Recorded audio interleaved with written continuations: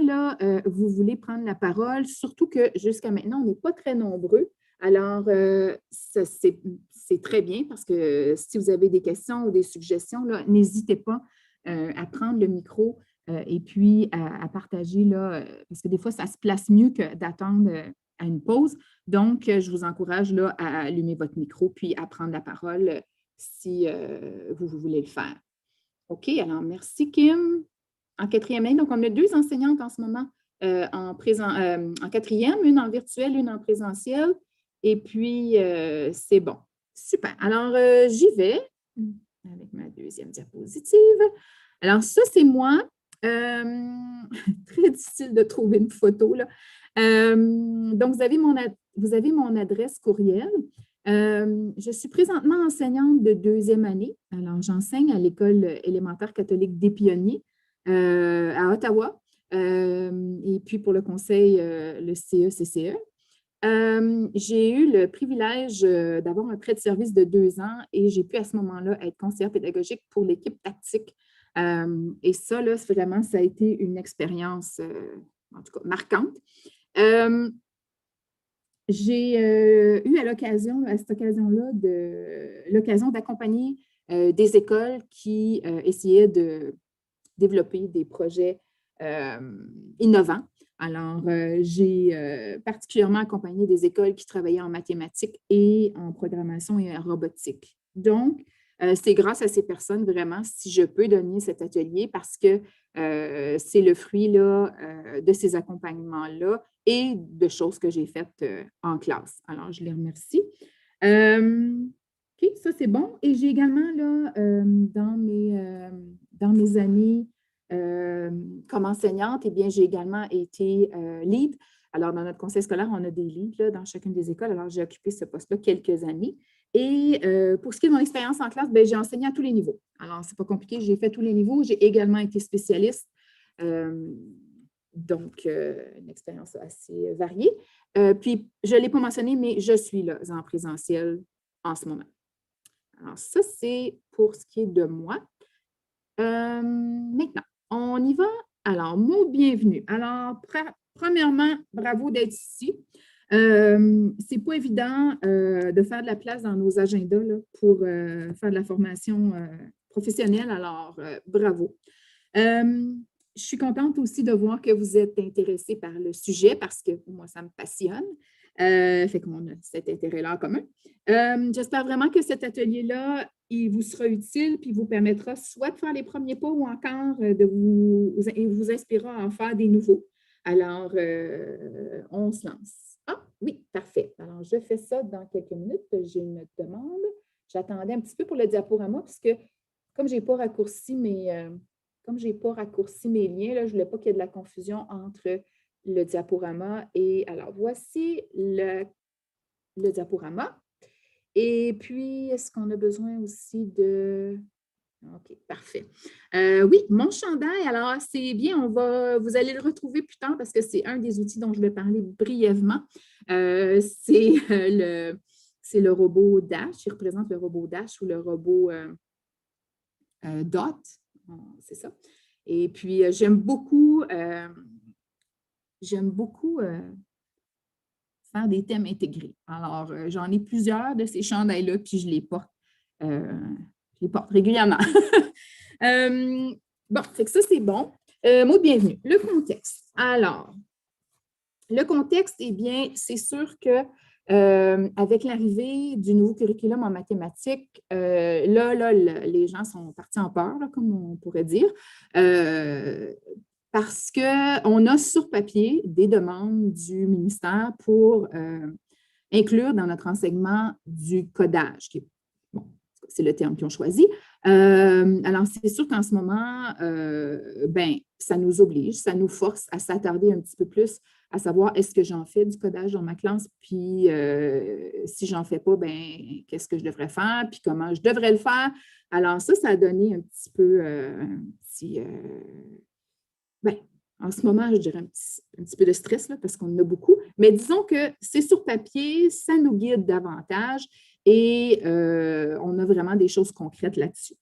Ce soir, je ne vais pas parler du curriculum en mathématiques parce qu'il y a d'excellentes formations sur le sujet, là, que ce soit Dominique Tremblay, moi j'ai suivi aussi celle avec Amanda Deneau. Il existe déjà plein de choses là-dessus, il existe plein de tutoriels en ligne également. Donc, ce n'est pas mon intention ce soir, cet après-midi, mais par contre, sachez qu'il y a là vraiment tout ce qu'on a besoin. Le contexte, je suis également consciente que c'est à cause de la pandémie, c'est probablement pas en ce moment un enseignement que vous feriez nécessairement habituellement, mais c'est quand même, il y a quand même là, la place pour faire de la robotique ou de la programmation. J'en ai fait quand même cette année. OK, ça, j'en ai déjà parlé. Oui, donc votre poste risque d'être différent l'année prochaine ou en tout cas votre façon d'enseigner. Bon, c'est ça. Nos intentions ce soir, présenter des outils concrets, des outils virtuels, présenter et partager des idées de projets simples et plus complexes à faire en classe ou encore à l'extérieur de la classe. Et puis ici, là, je dis présenter et partager, je ne veux pas que ça vienne juste de moi, parce que je suis certaine, d'après ce que je vois dans le clavardage, là, il y en a qui ont déjà essayé des choses, fait que vous n'hésiterez pas, s'il vous plaît, pour que ça soit enrichissant pour tout le monde, à partager là, vos expériences. Et finalement, présenter et partager des ressources. J'espère que j'ai bien fait mes partages là, en respectant les personnes qui ont créé les choses que je vais partager avec vous. Si jamais j'ai fait des erreurs à ce niveau-là, n'hésitez pas à me le dire parce que je crois beaucoup là, au droit de, comment on appelle ça, là, au droit des écrivains et autres, là, pour toutes les sources, les ressources qui sont partagées. Donc, si jamais j'ai fait des erreurs à ce niveau-là, n'hésitez pas à me le mentionner. De quelle façon on va faire ça? Bien, je pense présenter quelques outils. On s'arrêtera un petit peu. On verra si on a des partages à faire ou encore si on a des questions. Puis, un peu comme une partie de hockey. Quand? Bien, maintenant. Puis, mes deux avertissements, c'est comme dans Infomal. Bien, c'est la première fois que j'offre une formation en ligne à des adultes. Alors, en partant, là, je vous demande comment on appelle ça, pas votre patience, mais je vous préviens. Et puis aussi, je voulais vous mentionner que ce n'est pas toujours évident de garder des traces de choses qu'on fait en classe, mais après, on se dit, oh mon Dieu, j'aurais donc dû prendre une photo, tout ça. Donc, il y a beaucoup de photos dans le diaporama que j'ai fait, mais elles ne sont pas nécessairement toutes parfaites parce que justement, là, dans un contexte, vous le savez, on voit quelque chose de merveilleux, mais de sortir la tablette ou l'appareil photo, ce n'est pas toujours évident. Alors, je ne suis pas photographe. Voilà. Première fois que je fais une présentation à des adultes, je veux dire en ligne. J'en ai fait beaucoup d'ateliers en présentiel, mais si c'était ça, là, on aurait des robots partout, puis vous pourriez essayer plein de choses, mais je vais essayer de faire de mon mieux. Et c'est la première fois que j'utilise Zoom. Alors, merci, là, je suis bien accompagnée par Louis et Luc, alors merci de votre présence. Bon, je n'aime pas les introductions trop longues, alors je m'arrête et on s'en va un petit peu plus dans le vif du sujet. Par où commencer? Donc, le plus important, c'est vraiment droit d'auteur, merci. Oh, wow, on met même on met même c'est bon, c'est excellent. Alors, très important, connaître les programmes cadres de votre année, idéalement de l'année avant la vôtre et de l'année après la vôtre. Parce que l'idée, c'est d'essayer d'aller, comme la robotique, la programmation, ce n'est pas à côté. Ça doit faire partie d'eux. Donc, si vous ne maîtrisez pas les contenus dans vos programmes cadres, bien, ça va être à côté, puis vous allez travailler en double. Donc, idéalement, vous connaissez votre curriculum, puis vous êtes capable d'aller chercher des contenus, soit dans les domaines où vous êtes le plus à l'aise ou encore dans les domaines où vous êtes inspiré, pour aller transformer ça dans des activités où on va ajouter un élément de programmation ou un élément de robotique. Ou encore, si vous enseignez donc au préparatoire, c'est important que vous connaissiez le programme de la maternelle et du jardin d'enfants. Je parlais tout à l'heure de mon expérience. Mon expérience a été beaucoup plus au préparatoire et en 5 et 6, donc aux 2 extrémités. Donc, puis là, ben, je suis allée entre les deux, mais sinon, là, j'ai 10 ans dans chacun de ces deux niveaux-là, ben, de ces deux extrémités-là. Là, on a parlé il y a quelques minutes du nouveau curriculum en mathématiques. Eh bien, si vous cherchez où ça se passe, ben, c'est dans la section algèbre. Alors, on a vraiment là, les précisions sur ces contenus à couvrir, bien, oui, à travailler dans la section algèbre du nouveau curriculum de mathématiques. Ensuite, on doit déterminer quel est le matériel à notre disposition. Ça veut dire, est-ce qu'il y en a dans votre classe? Est-ce qu'il y en a dans l'école? Alors, moi, quand j'ai fait mon accompagnement d'école, il y a des enseignants qui ne savaient pas. On a trouvé des armoires là, magiques. C'est-à-dire que dans ces armoires-là, il y avait du matériel qui était parfois même dans des emballages. Alors, gênez-vous pas, là, c'est peut-être pas le bon moment, là, mais à un moment donné, faites le tour de l'école, ouvrez les armoires, puis allez jeter un coup d'œil parce qu'il y a peut-être des trésors qui se cachent dans l'école ou dans le conseil scolaire pour lequel vous travaillez. Parlant de conseil scolaire, bien, certains conseils scolaires offrent un peu comme une bibliothèque, offrent comme, un peu comme les bibliothèques, des emprunts de matériel. Donc, justement, peut-être que ce service-là est offert dans votre conseil scolaire. Je sais que nous, pour les livres, ça a été interrompu quelques mois, mais c'est reparti. Alors, peut-être que c'est la même chose s'il y a effectivement un prêt de la part des conseils scolaires. Je ne l'ai pas noté, mais il arrive parfois aussi qu'il y a des formations où on vous donne du matériel. Alors, moi, j'ai suivi une formation par code. Bon, là, ça fait exprès, là. Puis si j'étais chez moi, j'ai un truc sur mon pupitre avec l'effigie de ça,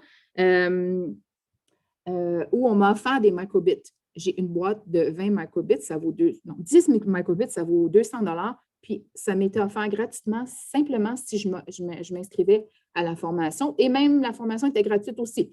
Donc, vraiment, là, restez à l'affût. Donc, ça, c'est pour le matériel. Puis, puisqu'on parle du matériel, de peur de l'oublier à la fin, je vous dirais, avant de faire des achats, parce que peut-être qu'il y en a parmi vous là, qui font partie du personnel de direction ou encore qui sont responsables d'un certain budget. Alors, beaucoup d'écoles font l'erreur de s'équiper dans du matériel qui va rester sur des tablettes. Alors, faites des petits essais, si j'ai un conseil à vous donner. Et puis, une fois que vous saurez vraiment quels sont les outils que vous aimez, avec lesquels vous êtes à l'aise, eh bien, à partir de là, faites des achats. Parce que malheureusement, il y a bien souvent du matériel qui laisse sur les tablettes parce qu'il y a des achats qui ont été faits peut-être un peu rapidement ou par des gens qui ne sont pas vraiment les utilisateurs de ce matériel-là. Ça, c'était ma petite suggestion. Maintenant, une fois que tout ça est fait, là, on connaît notre matière, on sait ce qu'on a comme outil ou ce qu'on aimerait avoir. Je vous dirais que le point le plus important, c'est de cibler des objectifs réalistes. Imaginez quand je suis arrivée après 2 ans passés dans des écoles là, où j'ai vécu des expériences merveilleuses. Là, je suis arrivée dans ma classe de 2e année, j'avais envie de tout faire.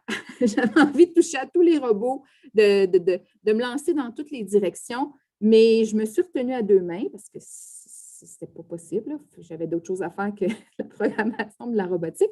Alors, allez-y, comme on dit, à petits pas. Une activité par mois, une activité par matière, une activité par robot, à partir souvent d'une activité qu'on a déjà faite et puis qu'on va juste aller changer un petit peu. Vous allez voir dans les exemples qui s'en viennent, là, je parle beaucoup, mais il va y avoir des exemples concrets bientôt. C'est mes seules 2 diapositives où il y a beaucoup de choses à dire.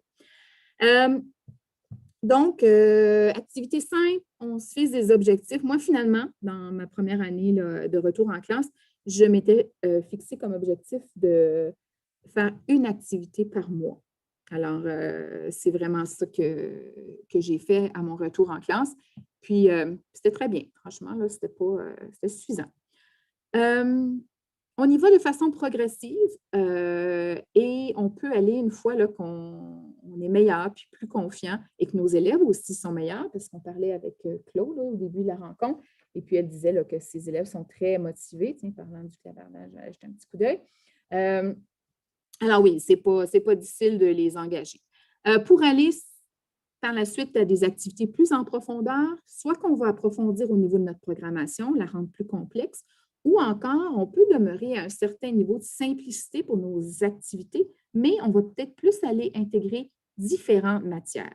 Okay? Ça va se clarifier là, dans quelques minutes. Finalement, ben, il faut se faire confiance, puis aussi, il faut faire confiance aux élèves. On est souvent, les enseignants, des perfectionnistes, puis parfois, on veut se lancer, mais on attend que tout soit parfait. Tu sais, que nos fiches soient parfaites, puis que notre document, puis notre diaporama, puis tout ça, bien, comme si on attend tout ça, là, on ne se lancera jamais. Fait que ce que je vous dis, c'est que faites-vous confiance, faites confiance à vos élèves, puis souvent, bien, c'est eux qui vont nous en apprendre. Alors, c'est ça. Lancez-vous, là, il n'y aura pas de catastrophe là, qui va arriver si on se fait confiance, puis si on fait confiance aux élèves. Puis je dis ça, puis différenciation aussi, parce que il y a une année où j'avais plein de bonnes intentions, mais le groupe ne se prêtait pas aux travaux d'équipe ou encore, j'avais des élèves très brusques là, avec le matériel et tout ça. Donc, j'ai dû m'adapter. Puis, je vais y revenir tantôt pour vous dire une des façons que j'ai quand même fait la robotique avec eux, mais en m'adaptant là, parce que les conditions étaient très particulières. Et quel genre de classe? Bien, moi, j'ai même accompagné des classes de maternelle jusqu'à 7e année. Et puis, à un moment donné, j'étais même dans une école où il y avait des classes avec des polyhandicapés. Puis, on a fait plein de belles choses aussi. Donc, il y a vraiment moyen de faire de la différenciation là, quand on fait de la programmation et de la robotique. Voilà. Maintenant, je voulais juste vous mentionner. Là, on s'en va dans un autre genre de diapositive. Donc, vous avez peut-être trouvé ça très coloré, mais c'est voulu parce que le gabarit de diapositive que j'ai choisi, c'est le gabarit qui nous sert encore. C'est-à-dire que j'ai choisi une couleur par robot ou outil, ça peut être pour les outils en ligne, et j'imprime ces diapositives, bien, pas toutes, mais certaines diapositives. Quand on imprime là, un diaporama, je garde 2 feuilles par page sur un carton, sur un carton plutôt qu'une feuille. Et puis, ça devient mes fiches d'activité dans mes centres. Alors, vous avez un exemple là, sur la diapositive en bas, des fiches là, que ça peut donner. Puis comme je vous dis, là, dépendant parce que moi, je fonctionne par thème, donc dépendant des thèmes, ben, j'avais mes fiches pour mes ateliers. Puis ça, ils savaient quand ils savaient, parce que je ne fais pas ça cette année, là, les élèves savaient que c'était donc des fiches d'activité technologiques. C'est bon? OK? Ça va jusque-là? Alors, si vous manque quelque chose, là, soit le diaporama ou encore le formulaire de présence, n'hésitez pas à me le mentionner dans le clavardage. OK? C'est bon? On n'a perdu personne? OK. On s'en va à la diapositive suivante. Alors, première étape, eh bien, ce sont les activités débranchées. Et puis ça, les activités débranchées, là, ça se fait à tous les niveaux. Puis en ce moment, là, on a beaucoup de en tout cas, moi, j'ai beaucoup de temps de transition. Là. On attend un peu avant d'aller à la porte, on attend un peu avant de sortir parce que l'autre groupe doit rentrer, puis tout ça. Donc, les activités débranchées peuvent se faire à tout moment. Et elles sont importantes à faire chez les petits comme chez les grands. Autant ça peut être des activités d'orientation spatiale. Là. On a l'impression dans ce temps-là, quand tous les élèves font ça, qu'on fait de la danse en ligne, là, on tourne à gauche, on tourne à droite, on avance d'un pas, on recule, etc. Et même chez les plus vieux, bien, on peut utiliser les points cardinaux. Moi, j'avais les points cardinaux sur les murs de ma classe. Et puis, on se tourne vers l'est, on se tourne vers l'ouest, on avance, on recule, etc. Alors ça peut se faire. Jouer au robot, quand on pouvait se toucher, là, c'était, bon, ben si j'appuie sur ton épaule gauche, tu tournes à gauche. Si j'appuie sur ton épaule droite, tu tournes à droite. Fait que ça commence à être un lien aussi avec les commandes des robots. Des chasses au trésor, là, où on a un trésor à trouver, puis même chose, là, on a un itinéraire à faire. Tout ce qui est des jeux de Jean-Di fait ci, fait ça. Puis, justement, dans une des formations que Amanda je m'excuse, j'hésite, a donné, Oui, Joanne, je reviens avec toi. Ah, voilà. Alors, deux demandes. Je vais finir cette diapo-là et je vous viens pour les deux demandes que je vois. Elle a dit que dans ses jeux de Jandy, elle incluait, bien, à l'ancienne en septième, ça serait peut-être pas Jandy, là, mais alors, si tu portes des vêtements bleus, lève le bras gauche. Alors, si tu portes des vêtements rouges, lève le bras droit. Alors là, on a la thématique des conditions. Qui est un vocabulaire de programmation qu'elle intègre dans ses jeux de Jandy. Donc, on n'a pas besoin d'outils, on n'a même pas besoin d'ordi, on fait vraiment ça avec notre corps. Des jeux avec des flèches, on utilise le plancher, on utilise les suites du plancher, je l'ai dit. On peut même tout simplement, moi, je travaille beaucoup avec, merci Louis, on travaille beaucoup avec, moi, je travaille beaucoup avec le tape électrique, là. Il y a aussi du tape ou du ruban collant qui est fait exprès pour le gymnase. Alors, ça, on peut utiliser ça sur son plancher, puis ça reste là, puis ça ne dérange pas le concierge, là. Des jeux de bataille navale. J'ai Joanne qui voulait partager quelque chose. Alors, Joanne, je te laisse la parole. Bonjour, Madame Sonia. Bonjour, Je suis à la maternelle Jardin et je veux juste vous mentionner, depuis que le nouveau curriculum est sorti de première à huitième année pour les mathématiques, je me suis demandé qu'est-ce que je pourrais bien faire, moi, pour travailler davantage justement les concepts d'orientation spatiale. Alors, une activité aussi banale que mon calendrier. Dans mon calendrier, j'ai une suite de pictos pour chacun des mois. Alors, par exemple, pour le mois de février, c'est un ourson, j'ai des dragons, puis un cœur. Mais je prends le même picto et je fais juste l'inverser. Alors, par exemple, pour ce mois-ci, c'est ourson, dragon qui regarde à gauche, dragon qui regarde à droite, cœur à l'envers, ourson. Donc, juste travailler le concept avec des mots. Dire juste le fait que l'enfant doit dire, bien, aujourd'hui, on met le dragon qui regarde à gauche. Donc, déjà, on commence à travailler avec le vocabulaire. Puis, ce que tu dis là, Joanne, en plus, ça fait partie de notre modélisation et algèbre anciennement. Hein. Puis chez les petits, parce que si je ne me trompe pas, on travaille le sens de l'orientation au quotidien. C'est ça que tu dis? Quand tu dis que tu modifies la position de tes symboles, c'est ça? Exactement, oui, c'est ça. Alors, à tous les jours, on doit utiliser des mots pour le dire. Merci, Joanne. Avais-tu autre chose à rajouter? Non, ça va, merci.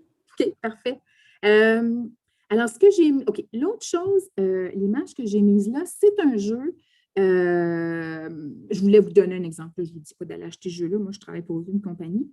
Ce sont simplement des blocs en faune. Fait que si ça se placerait très bien là, dans un centre, par exemple, au cycle préparatoire. On dépose des tuiles, puis ça vient avec des flèches, puis ça s'achète au Dollarama aussi, là, des tuiles en mousse comme ça. Et puis les jeunes se font un trajet. Fait que ça, c'est le genre d'activité débranchée qui pourrait se faire facilement. Oh, pardon. OK, ça serait utile que. Excusez, je suis partout. Alors, oui, excusez-moi, je vais aller modifier mes liens de partage. Oui, donc ça se joue partout. Désolée. OK, modifier. OK.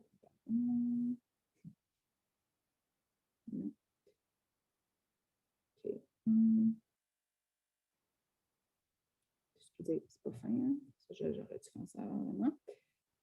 C'est pas ça qu'on veut. Alors, tous les utilisateurs. OK, alors je pense que si vous faites un petit refresh, là, en parenthèse, rafraîchissez votre écran, je viens de modifier mes liens mes liens de partage là, pour le diaporama. Désolée pour ça. Alors oui, donc petit jeu qui se trouve facilement. Ce que j'ai mis comme lien, jeu de flèches, ce sont les flèches de Bibot, si je ne me trompe pas. On peut l'ouvrir peut-être. OK, César, ouvre-toi. Alors oui, ce sont des cartes là, qu'on retrouve dans Bebop, là, les touches qu'on retrouve sur Bebop. Et puis merci, là, c'est le récit qui a créé cet outil-là. Alors, vous irez voir ça si ça vous tente. Pour la plupart, non, pour tous les outils que je vais présenter, j'ai mis mon, j'ai mis mon lien vers Pinterest. Hop. OK, alors, s'il y a un P pour Pinterest, euh, alors, oui, c'est ça. Donc, pour chaque, ben tiens, non, je n'irai pas voir. Alors, vous pouvez essayer ça. Et mon Pinterest, pour ceux qui utilisent le Pinterest, il est vraiment, j'ai des tableaux pour chacun des outils. Alors, je vous ai mis un lien direct vers ça si ça vous intéresse. Bien sûr, ce sont des sources d'inspiration. Ce n'est pas des choses à faire nécessairement telles quelles, là. Alors, vous irez vous amuser là.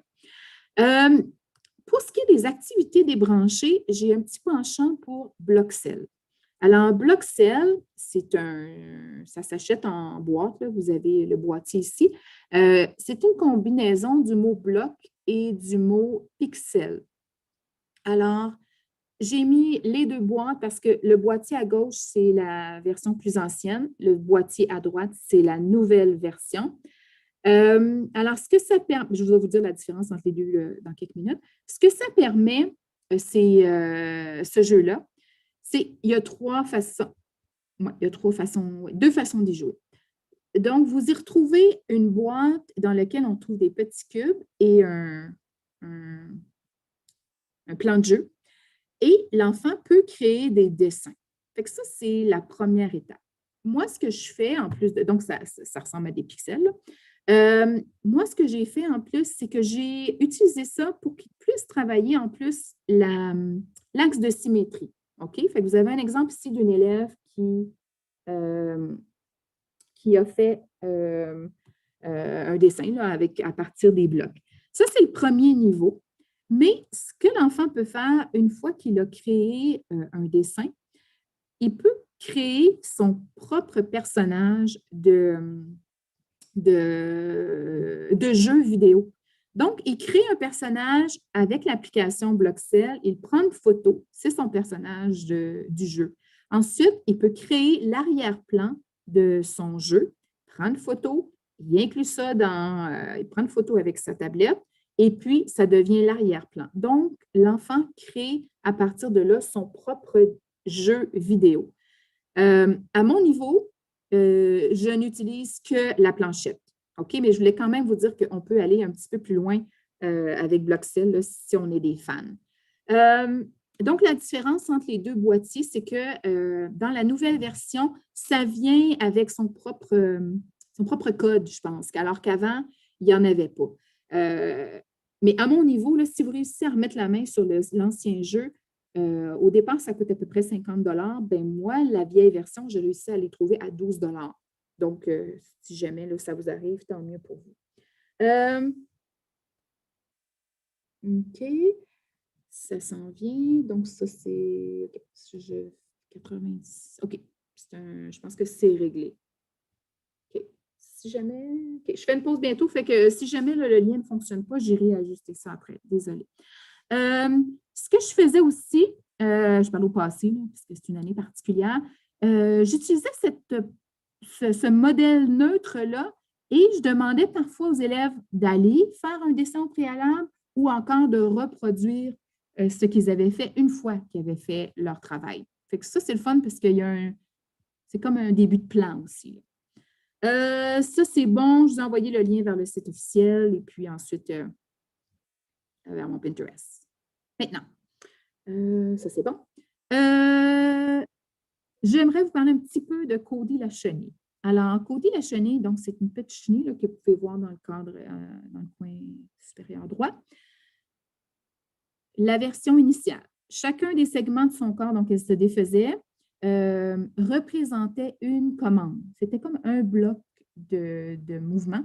Et puis l'enfant, en assemblant tout ça, bien, ça faisait une séquence de mouvements. Puis une fois qu'il appuyait sur le bouton, la chenille faisait ce que l'enfant avait programmé. Fait que moi, j'adore cette chenille parce que ça commence à être concrètement, l'enfant assemble concrètement les morceaux. Il fait de la programmation avec du concret et puis il voit comment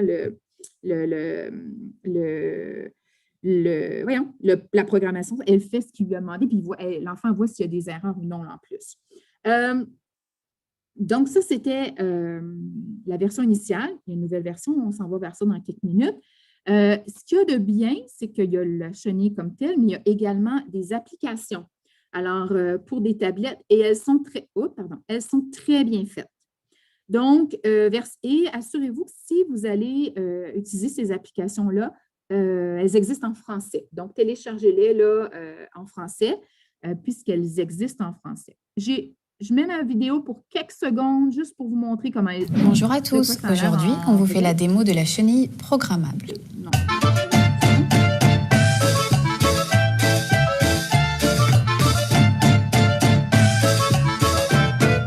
Jouet d'éveil de la marque Fisher-Price, la chenille programmable a été élue au Grand Prix du jouet 2016 dans la catégorie préscolaire. Elle est adaptée pour les enfants de 3 à 6 ans. Simple, malin et ludique, ce jouet apprendra aux enfants à coder et à planifier un trajet grâce aux symboles situés sur le dos de la chenille.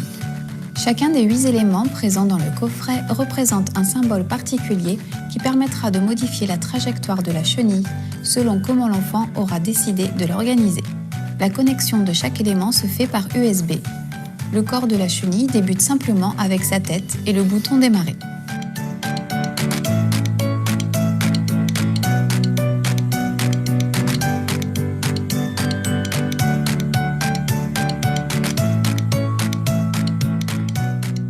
Il existe également des packs extensions vendus séparément afin que la chenille puisse faire encore plus de mouvements et de déplacements. 4 piles AA fournies sont nécessaires pour faire fonctionner le jouet.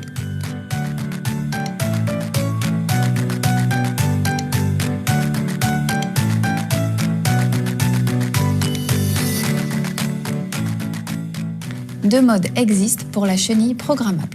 Pour quitter le mode démonstration, il suffit de faire glisser le bouton d'alimentation sur marche.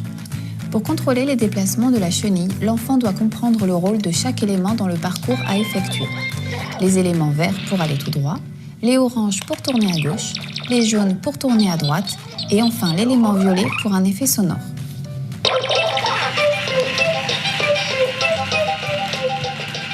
Lorsque l'enfant aura choisi son mode de jeu, il lui... Bon. Alors, j'aurais dû me taire, elle expliquait beaucoup plus clairement que moi. Alors, ça, c'est donc notre chenille Cody la chenille. Alors, maintenant, ils ont fait une nouvelle version. Alors, j'ai l'image de l'ancienne version où, là, ils ont regroupé les blocs et puis l'enfant doit sélectionner sur les parties de son corps, là, les différents mouvements qu'il veut faire. Donc, nouvelle version. Alors, à vous de choisir le Caterpillar Twist que ça s'appelle.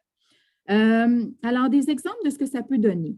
On parle de chez les petits, mais on a l'image en haut des élèves qui, ça c'est une 4e, 5e année, on a utilisé le gymnase et puis ils devaient faire un trajet, ils devaient faire un trajet à la chenille. Alors là, si vous voyez, là, c'est un peu petit, mais quand même, on voit qu'il y a un mètre par terre. Alors, c'est intéressant parce que d'eux-mêmes, ils ont demandé des outils de mesure parce qu'ils ont dit, bon, au début, là, les enfants, les tout petits, ils vont tout essayer, ils essayent les pièces, puis c'est de l'essai-erreur. Alors que là, les plus vieux, d'eux-mêmes ont dit, non, on ne va pas s'amuser à faire des essais-erreurs. Ils ont demandé à avoir des outils pour mesurer.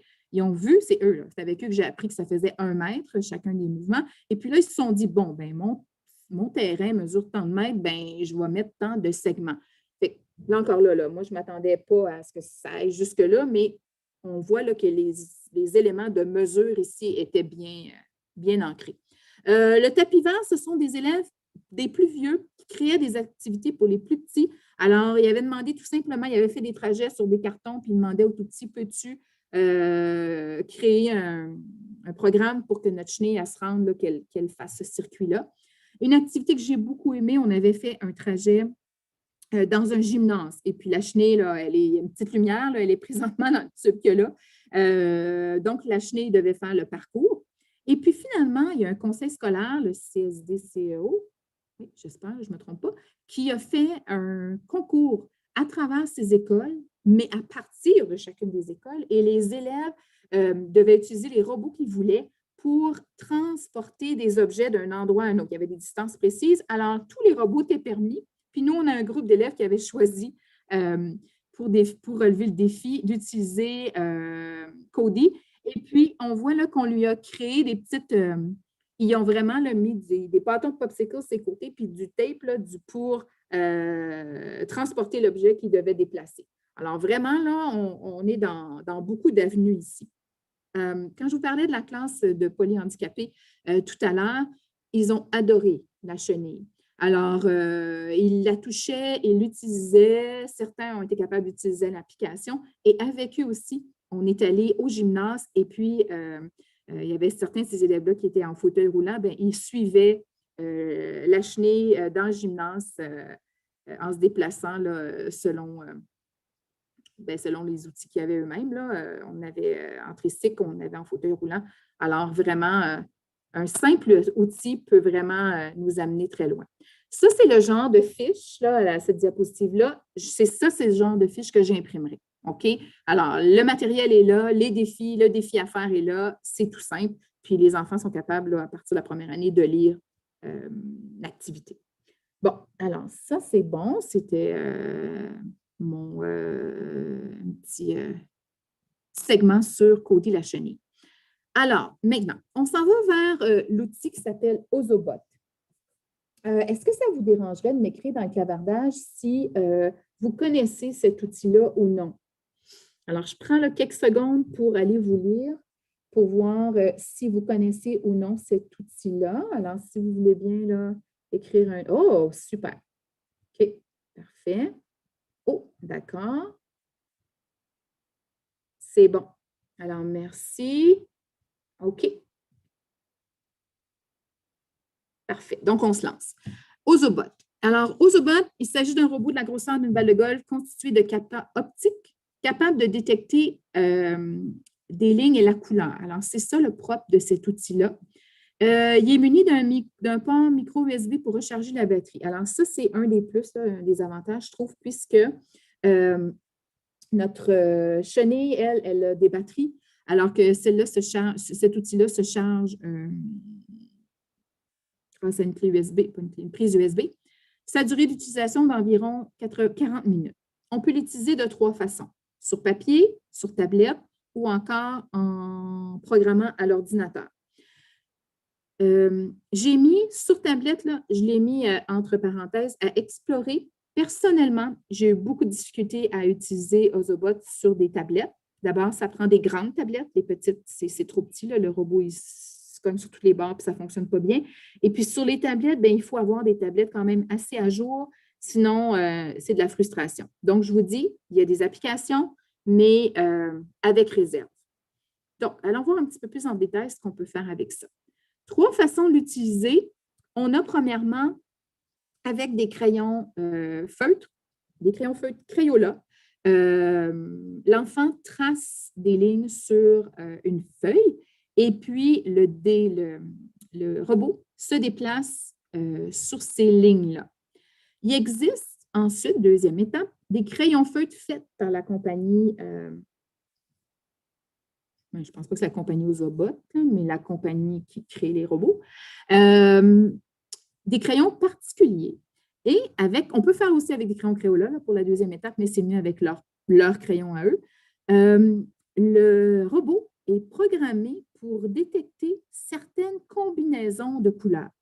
Donc, si l'enfant trace un trajet à la base noire, et dans lequel il inclut une combinaison de couleurs, là, la feuille qui est à côté, ce sont justement, c'est une feuille de code. Exemple, là, en combinant bleu, noir, bleu, bien, quand le robot va passer là-dessus, bien, ça va lui dire « va plus vite », j'ai choisi un hasard. C'est peut-être pas ça du tout, là. Alors, ça, c'est la deuxième façon de l'utiliser. La troisième façon, on a une image de l'application. Et la dernière façon, c'est de programmer à partir de l'ordinateur. Donc, ça, c'est les 3 choses qu'on peut faire avec notre robot. Pour ce qui est de programmer à l'ordinateur, ce que j'ai mis comme exemple, c'est le niveau 1. Alors, le niveau 1, vous pouvez voir qu'il y a des blocs, mais il n'y a pas encore de mots. Donc, ça peut quand même se faire avec des élèves assez jeunes. Moi, j'en ai fait avec des élèves de 3e et 4e année. Alors, c'est faisable.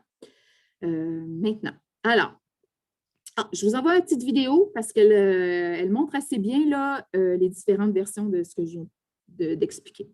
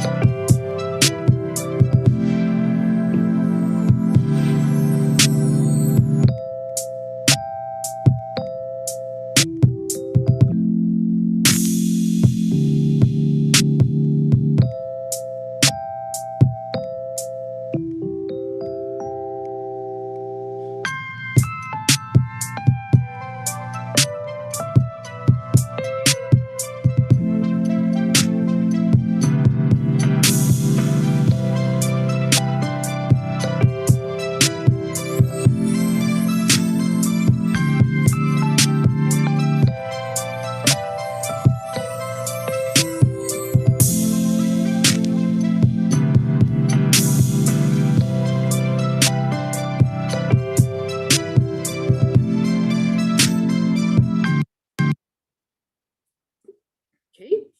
Alors,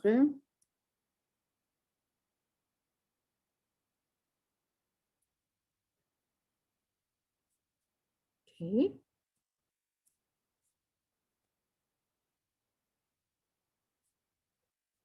Bon, excusez, je ne suis pas capable de revenir de sortir de ça. OK, 2 secondes, je vais juste, on s'arrête. Ah, voilà, ça y est, c'est revenu. OK, donc ça vous a donné, ouais, OK, donc ça vous a donné une idée de ce que ça pouvait faire. Maintenant, concrètement, je vais revenir en mode lecture. Donc, première étape, faire découvrir aux élèves que notre robot, oh, puis il y a une belle faute d'orthographe ici, changement manque un T. Faire découvrir aux élèves que notre robot se déplace donc en détectant la couleur, donc sur le jaune, et parfois il ne fonctionnera pas. Si la largeur de la ligne n'est pas assez, si la ligne n'est pas assez large, le robot n'avancera pas non plus. Donc, juste ça au niveau de la motricité, là, au niveau de maternelle jardin, la préhension du crayon, déjà là, on travaille quelque chose. Le fait qu'il change de couleur aussi, là, il y a l'effet, on remarque que sur un crayon mauve, quand il circule sur un crayon mauve, la lumière va devenir mauve. Alors, c'est bien excitant. Là. Ça n'a pas l'air, mais je dis, ils sont bien emballés. Ce qu'on peut faire, on peut demander aux élèves au départ, fais un trajet en utilisant une ligne fermée, en utilisant un trajet avec une ligne ouverte. On revoit nos concepts de mathématiques.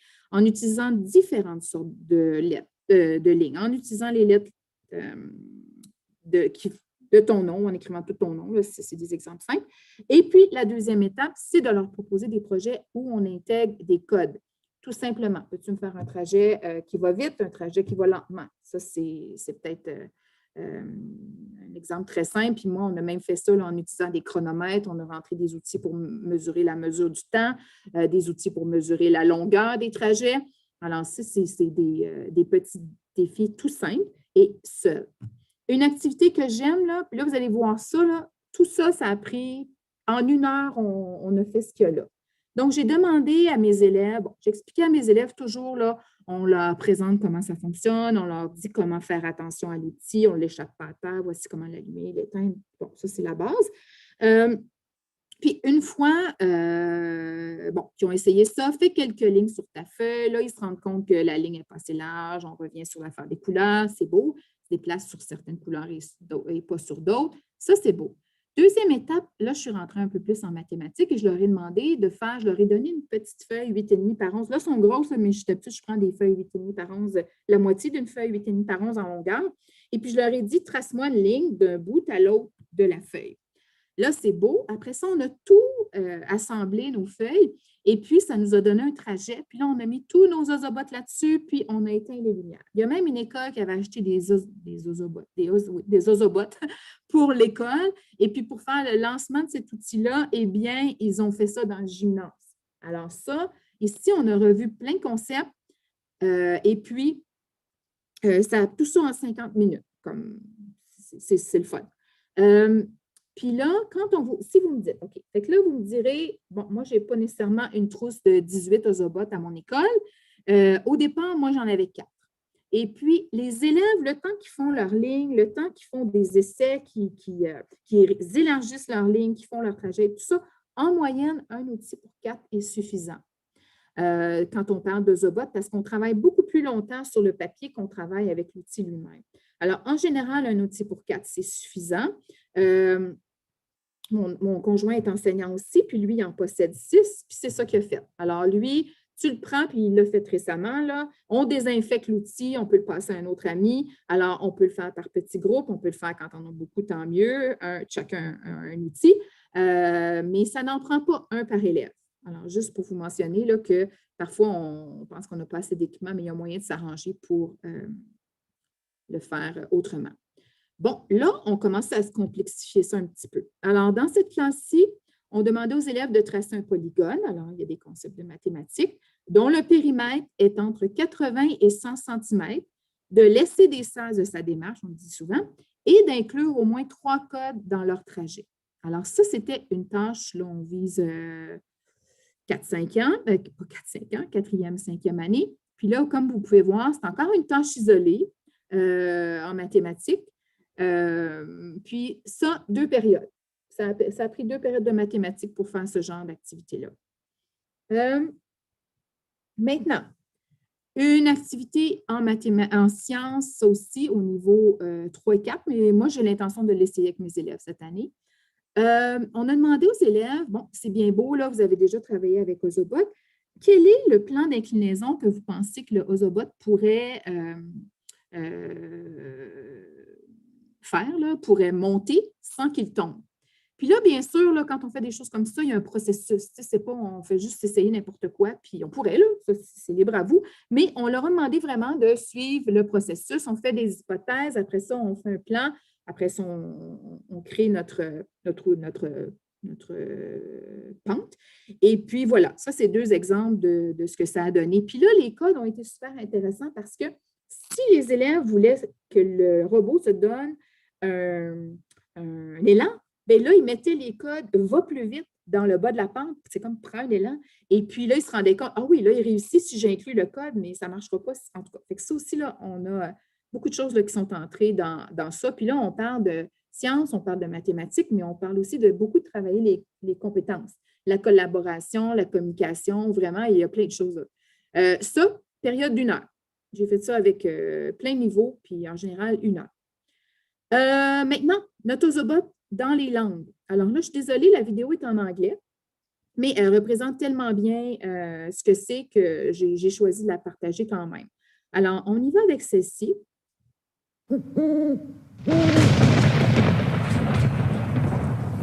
Case of the missing Ozobot. On a spooky fall night, it was a scared, sad, and lonely lost Ozobot. How can I ever find my family? He thought as he scooted by a graveyard. I know. I will ask the people in that house, he said.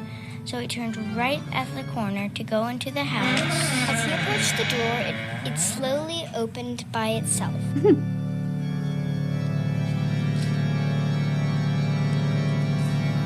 Then he turned the staircase and turned right again. Vous voyez qu'il devient rouge là, parce qu'il est sur une ligne rouge.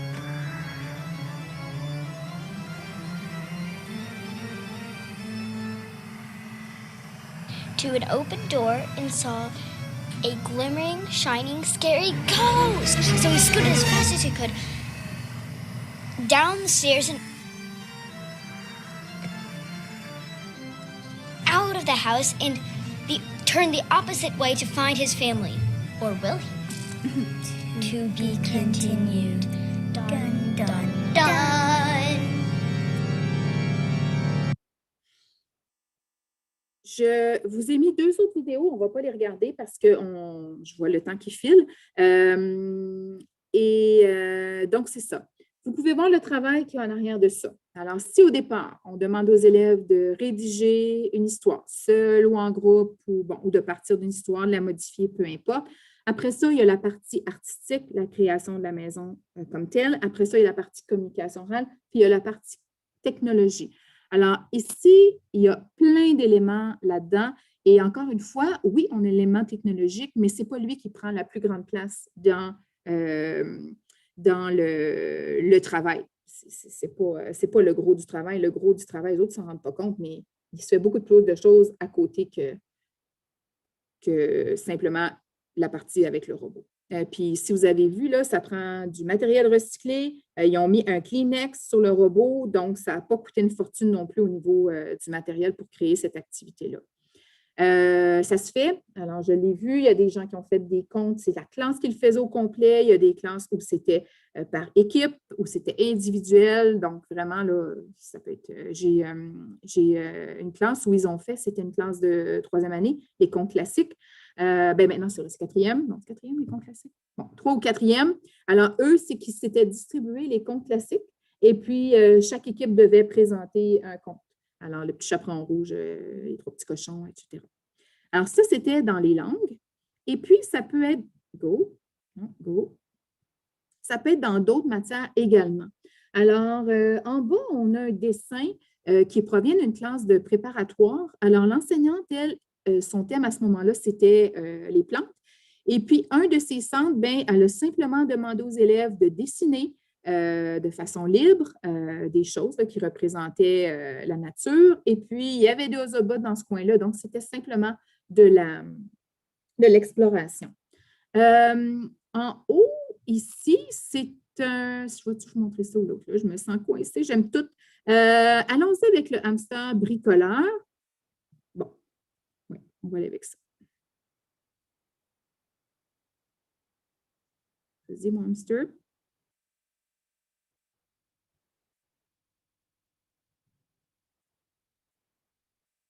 Là, le son n'est pas très fort, je m'en excuse. Il était une fois un hamster robotique. Il s'ennuyait, mais alors, qu'est-ce qu'il s'ennuyait dans sa roue? Il tournait de plus en plus lentement, à droite, à gauche. Il en avait marre. Et un jour, il a eu une idée. En fait, c'était la nuit, parce que les hamsters travaillent la nuit.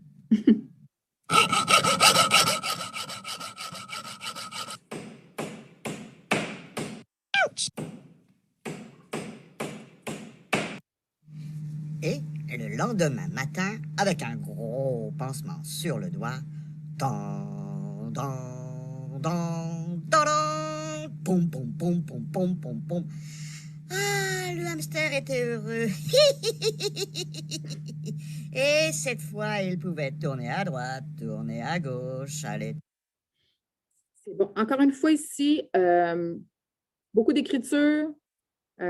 Pour, après ça, aller vers un truc assez simple au niveau de la partie technologique. OK, sois gentil. Excusez, ce n'est pas à vous que je parle, c'est à mon ordinateur. Le dernier. Alors, le dernier vidéo, ça s'est rendu loin. Pendant que ça… OK. Ah, OK. C'est bon. La dernière vidéo, c'est un élève qui avait de la misère à aller aux toilettes sans respecter les règlements, c'est-à-dire qu'il perdait son temps, il faisait, en tout cas, pas d'affaires graves, là, mais donc, il avait été repris pour ça. Et puis là, il a décidé que pour les autres élèves, pour montrer aux élèves quel devait être leur bon comportement, il a demandé à son enseignant, dans cette classe-là, il faisait des projets personnels. Donc, je ne sais pas moi, 1 heure par semaine, ils pouvaient travailler sur quelque chose de leur choix. Il a décidé de faire une vidéo pour montrer aux autres élèves comment bien aller aux toilettes. Et puis là, quand je vous dis que c'est allé loin, c'est que l'école a décidé d'intégrer cette vidéo-là dans les capsules ACCP, là, les capsules code de conduite de l'école, ça peut porter différents noms, à leur école. Et puis là, cette vidéo-là, elle passe, les élèves, ils vont voir ça 1 fois par année, là, au moins avec leur enseignant. Et puis, il y a un élève qui n'est pas du niveau de cet enseignant-là, qui a croisé l'enseignant, puis il dit « Est-ce que je pourrais, moi aussi, faire une activité avec ce robot-là? » Parce que, sans avoir été en contact avec ce robot-là du tout, bien, elle avait vu la vidéo, puis elle avait le goût de faire pareil. Alors, je vous la montre parce que c'est trop cute, là. Alors, voici c'était quoi au départ. Je ne sais pas si je peux. Madame, est-ce que je peux aller aux toilettes? C'est vraiment très urgent, madame, je peux aller aux toilettes? Oui, vas-y.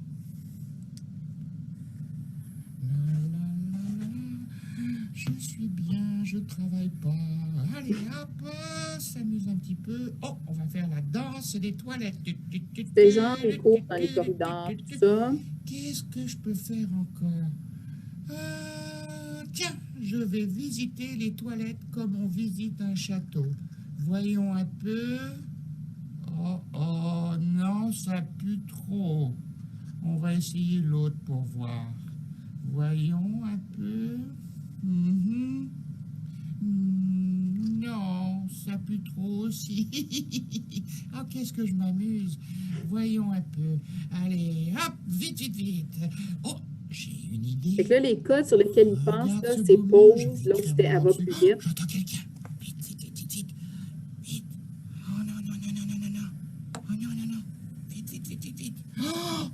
Oh, qu'est-ce que tu faisais dans les toilettes? Je suis désolée.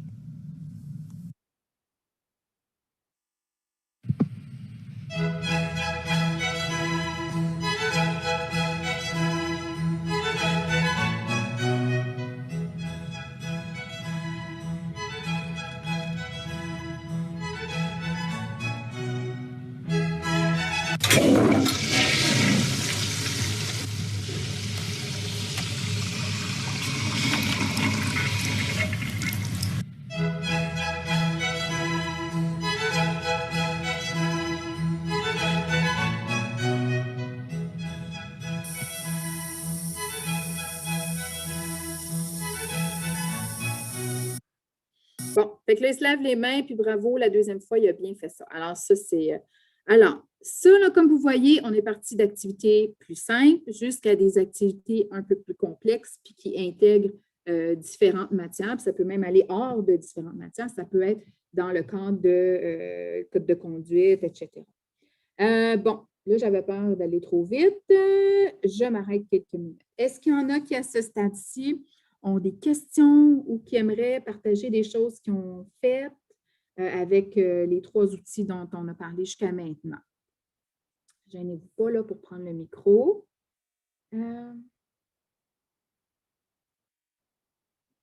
C'est un public sage ou timide.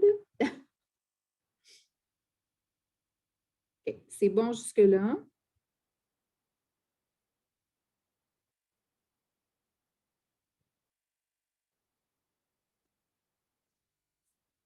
Je consulte mon clavardage. OK. Ce que j'ai envie de faire d'abord, c'est, on n'a pas de questions à ce stade-ci. Je pense qu'on va se faire une petite pause de 5 minutes. Alors, ça se peut là. Oh, voilà. L'effet de l'usage de l'électronique sur les jeunes. Très, très bonne question. C'est une motivation. Très grande motivation.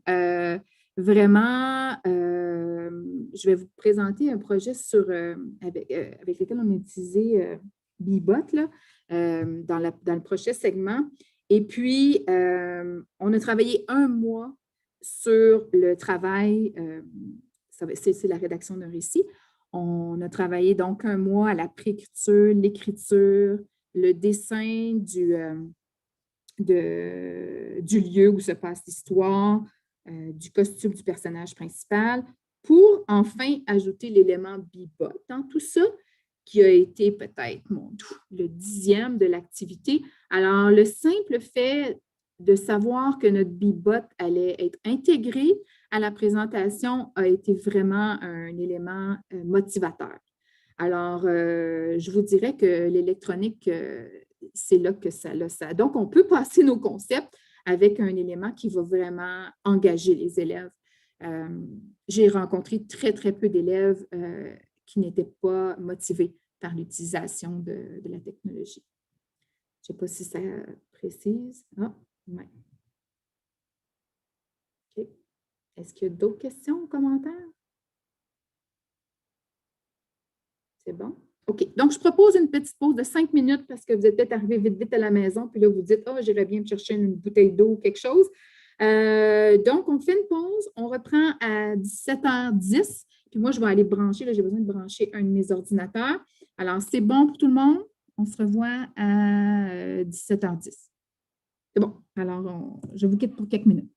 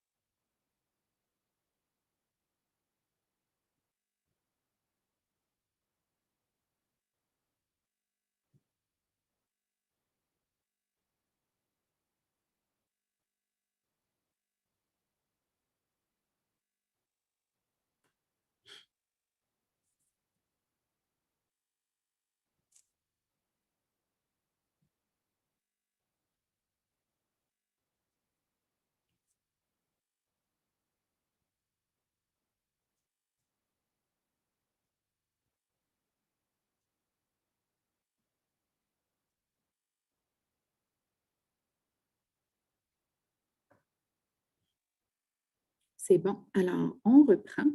Alors, on va parler de Bebot. Alors, Bebot est souvent connue. On la retrouve beaucoup dans les écoles. Justement, excusez, parlant de retrouver dans les écoles. Je voulais vous mentionner que Ozobot, pour l'instant, est épuisé. Alors, il y a encore le Ozobot. Le plus commun, c'est Ozobot Bit. On n'a pas besoin de Ozobot Evo, puis il y en a d'autres là, avec plus de potentiel, mais ce n'est pas nécessaire d'acheter des affaires bien complexes là, au niveau élémentaire. Alors, j'espère que c'est épuisé uniquement à cause de la pandémie là, et qu'ils vont en revoir bientôt, mais si vous essayez d'en acheter pour demain, là, je vous préviens, ce n'est pas possible. En tout cas, ce n'était pas il y a une semaine. Donc, revenons à Bebot, donc on retrouve beaucoup dans les écoles, assez populaire. En gros, là, les informations techniques, elles se déplacent de 15 cm à la fois, peut mémoriser jusqu'à 40 déplacements, se charge avec une clé USB encore, youpi. Et puis les commandes, bien là, on passe vraiment, c'était progressif. Hein? Notre Cody, on l'assemblait les morceaux avec Ozobot, c'est un robot avec complètement une façon de faire différente, mais on se rend compte que, bien, il y a une programmation puis qui est programmée pour reconnaître certaines choses, alors que là, l'enfant va aller programmer lui-même. OK? Donc, ça, c'est ce de quoi il a l'air. Maintenant, puisqu'on n'a pas nécessairement l'outil ou encore on n'a peut-être pas la facilité, l'organisation pour pouvoir les utiliser tels quels, il existe beaucoup d'outils en ligne. Je vous en montre deux. La classe de Florent, merci à M. Florent. Là, je pense que si je le rencontre un jour, je vais 1000 fois merci. Alors, il partage vraiment un jeu. Il a créé un jeu qui représente exactement ce de quoi les commandes ont l'air. Alors, j'ai rapidement, là, vous irez vous amuser après, mon abeille qui est là. Et ce que j'aime, c'est que en programmer directement sur le robot et s'en souvenir, bien, il y a un état. Alors, ici, bien, on fait notre sélection de mouvements. Et puis, l'enfant, vous voyez là, qu'on voit les commandes qui sont notées dans les cases en bas. Fait que l'enfant va pouvoir voir ce qu'il a programmé, puis idéalement, là, il va voir les difficultés là, si jamais il s'est trompé. Alors, en appuyant sur Go, on a même le son. Alors, notre abeille peut effectuer les mouvements qu'on a fait, qu'on lui a demandé. OK? Fait que ça, c'est direct en ligne. On peut jouer ils peuvent jouer sur leur ordinateur individuel. Vous pouvez jouer en grand groupe. Moi, d'habitude, je commence en grand groupe. Puis quand j'avais des ateliers, bien, c'était un des ateliers. Il aimait bien ça. Truc intéressant, c'est à la verticale en passant. Alors, travailler avec un Bebot à l'horizontale, travailler avec un Bebot à la verticale, c'est comme quand tu travailles sur une tablette, c'est des concepts différents aussi. Fait qu'il faut penser à ça. Fait que souvent, ils sont devant le TBI puis ils bougent eux-mêmes pour s'orienter. Alors, ça, c'est intéressant. Je vous ai mis également un lien qui provient du site de Bebot. Et ce qui est intéressant avec celui-là, c'est qu'on a des tapis virtuels, mais là, attention, je ne sais pas si vous voyez où est-ce que c'est écrit Card Mat. Ici, il y en a d'autres. Alors, au début, je n'avais pas vu ça. Alors, il y a des tapis de la communauté. Il y a différents tapis, donc vous irez explorer ça. Je vais rester sur celui de la communauté. Et puis là, bien, on a notre Bebot qui est en bas de l'écran. Et encore une fois, on peut faire notre programmation. Je ne rentrerai pas d'un mur, là, je fais n'importe quoi. Et appuie ça, on appuie sur Go.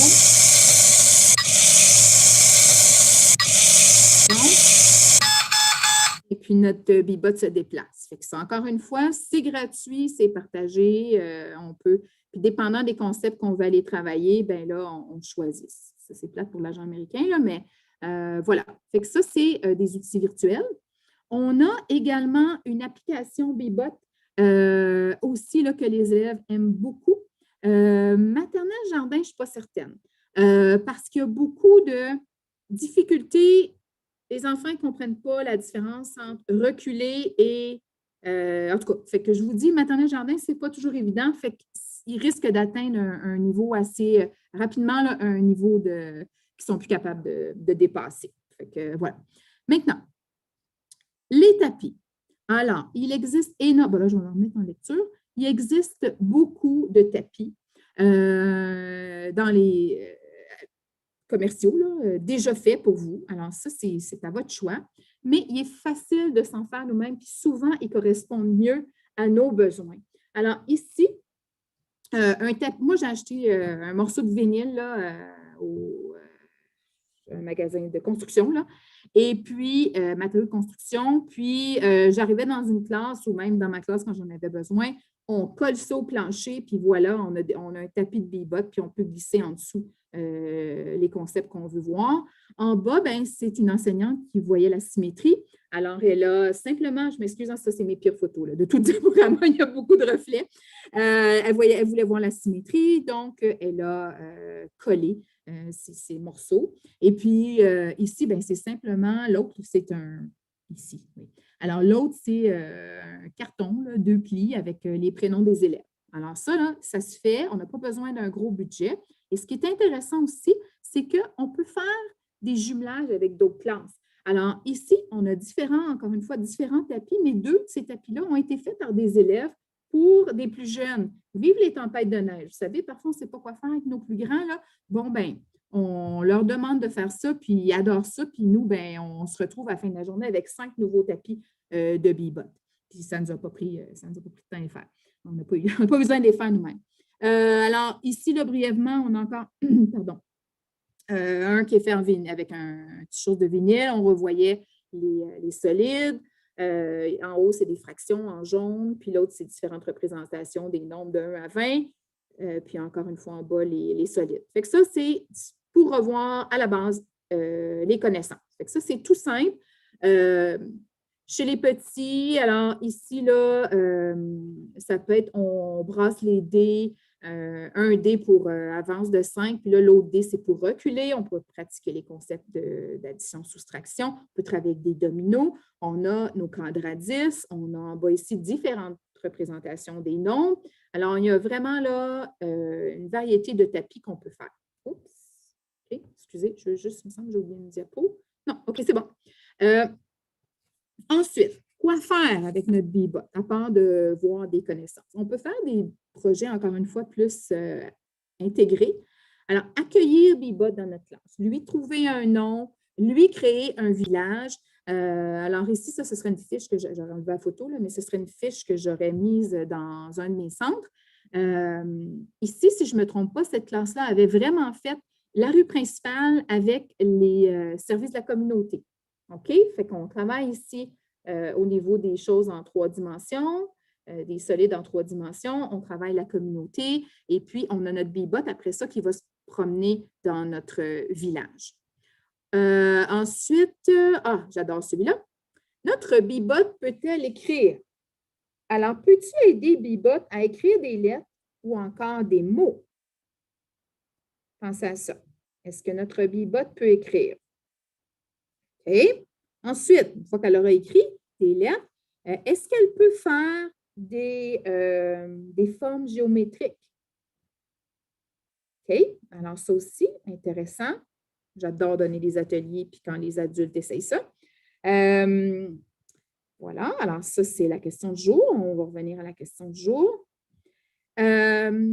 Alors, oui, notre bebop peut écrire. Alors, l'idée, je vais aller vous montrer ça ici.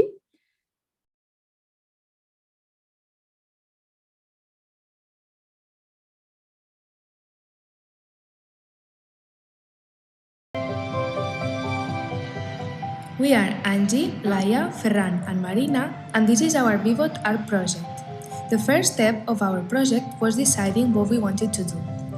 We thought about making a face, a mirror, or something with symmetry, but then decided it would be too difficult, since the bebop could only do straight lines. OK. Donc, ici, je vais vous montrer le produit fini là, parce que c'est un peu frustrant, là, mais donc, en collant un crayon feutre sur notre bebop, et en la programmant, elle peut donc... Overall, we're really happy with the result. We thought the process was fun with the bebops, and we were surprised at how well we could actually do art with a little robot. OK, non, vous irez voir ça. Elle peut donc tracer des formes et elle peut tracer des lettres. Alors, ça pourrait être de leur laisser découvrir comment tracer des lettres, mais ça pourrait être avoir déjà des lettres de tracer et puis que l'enfant doit simplement déplacer son robot sur la lettre qui a été tracée pour lui. OK?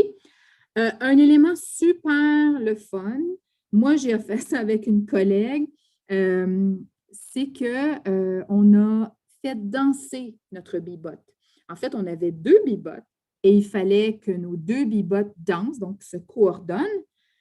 C'était génial. Alors, je vais vous montrer celui-ci. On leur avait fait des petits costumes. C'était lors d'un atelier dans le temps des fêtes. Donc, ils dansaient un rigodon, si je ne me trompe pas.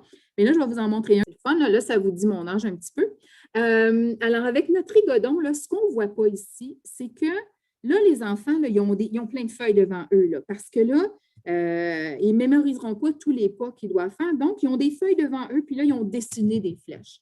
Alors, on est ici, si on est chez des plus petits, même s'ils ne savent pas écrire, ils sont en train d'écrire parce que le début de la programmation jusqu'à la fin de la programmation, il faut qu'ils soient organisés, puis il faut qu'ils soient coordonnés, il faut qu'ils se parlent, il faut qu'ils collaborent. Alors, vraiment, il y a tout un travail caché derrière ça, puis ce n'est pas évident. Je vous ai mis d'autres petites vidéos, vous irez vous amuser à regarder ça. Maintenant, ici, Bibot en études sociales. Je me remets, oui. Oui, je me remets en... Oui, on n'aura pas le temps de les voir ça. En gros plan. Donc, différentes façons de faire la même chose. Alors, le tapis en haut à gauche, ça, ce sont des images déjà faites de la communauté. Ensuite, à droite, avec les chemins en noir, l'enseignante était allée prendre des photos avec les élèves de la communauté. Ils ont imprimé ces photos-là et ils ont créé le village. C'est bien parce que c'est un village, oui, c'est un village, donc il y a 2 rues principales. En bas, c'était en 5e année. Eux, on leur a demandé de faire une structure, mais qui devait respecter un certain volume. OK? Puis là, moi, je me suis dit, en fait, il y avait juste, c'était une leçon de maths que je m'en allais faire. Puis j'arrivais d'une classe de petits, puis j'avais ce tapis-là avec moi. Puis là, ils ont dit, Madame, c'est quoi ce tapis-là dedans? Je dis, bien, ça, c'est parce qu'on fait une communauté avec les tout-petits, puis tout ça. Ils ont voulu eux-mêmes placer leur construction dessus et ils se sont amusés à récréation à bouger le bibot. Imaginons que en 5e, on pense que c'est pour les tout-petits. Non, ils ont eu du fun, puis ils ont fait... en tout cas.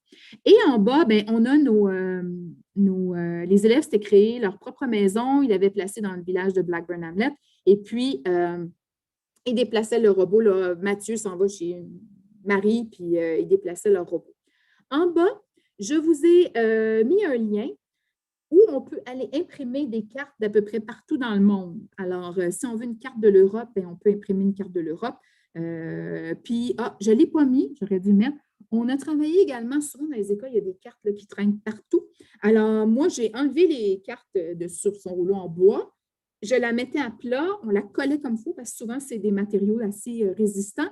Et puis, on travaillait avec nos robots, Bibot ou encore Ozobots, à calculer les distances et ensuite à aller, là, chez les plus vieux, à aller comment on appelle ça, faire la conversion. Alors, OK, mon bibot, il fait 15 cm, mais vraiment, le 15 cm, il représente 15 km parce qu'on voyage soit entre les provinces ou encore on voyage à travers l'Ontario. Alors, ouais, j'aurais dû mettre mais ça aussi, là, ça peut se faire toujours en études sociales.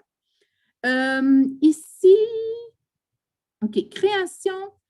OK, je vais juste vous la montrer pour...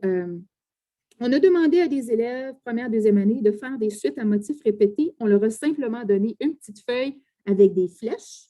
J'ai imprimé des flèches, la photocopieuse. Et on leur demandait de faire cette suite-là, mais en utilisant seulement 12 éléments. OK? Ça a donné ceci.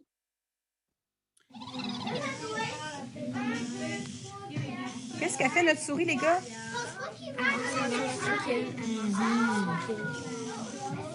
C'est comme 2 moins 1 plus 2 moins 1 plus 2 moins 1. On pourrait même le calculer.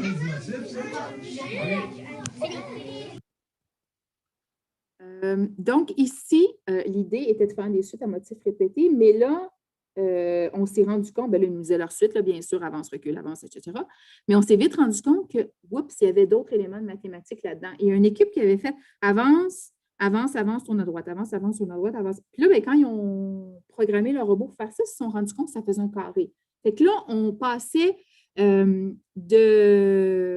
domaine de la modélisation, puis on s'en allait tout à coup en géométrie ou en sens de l'espace maintenant, là, ou encore en numération avec ceci, parce que ça faisait une belle équation mathématique. Vous voyez, là, on peut faire d'autres choses.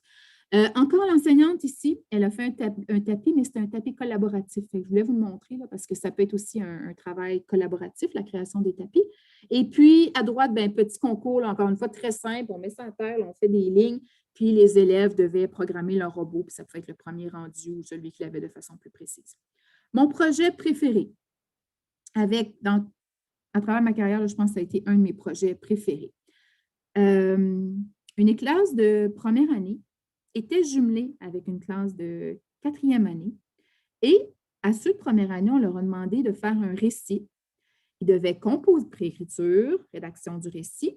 Une fois que le récit était fait, on faisait donc le tapis pour Bibot, qui était le lieu de l'histoire, et on faisait après ça un costume de notre personnage principal.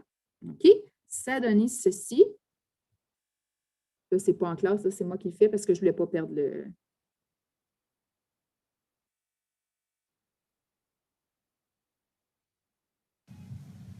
Par une belle journée, Stan décide d'aller se promener dans le quartier.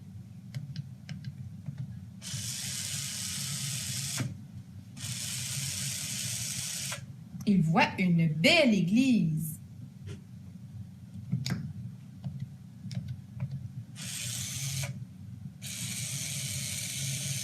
Il continue sa promenade.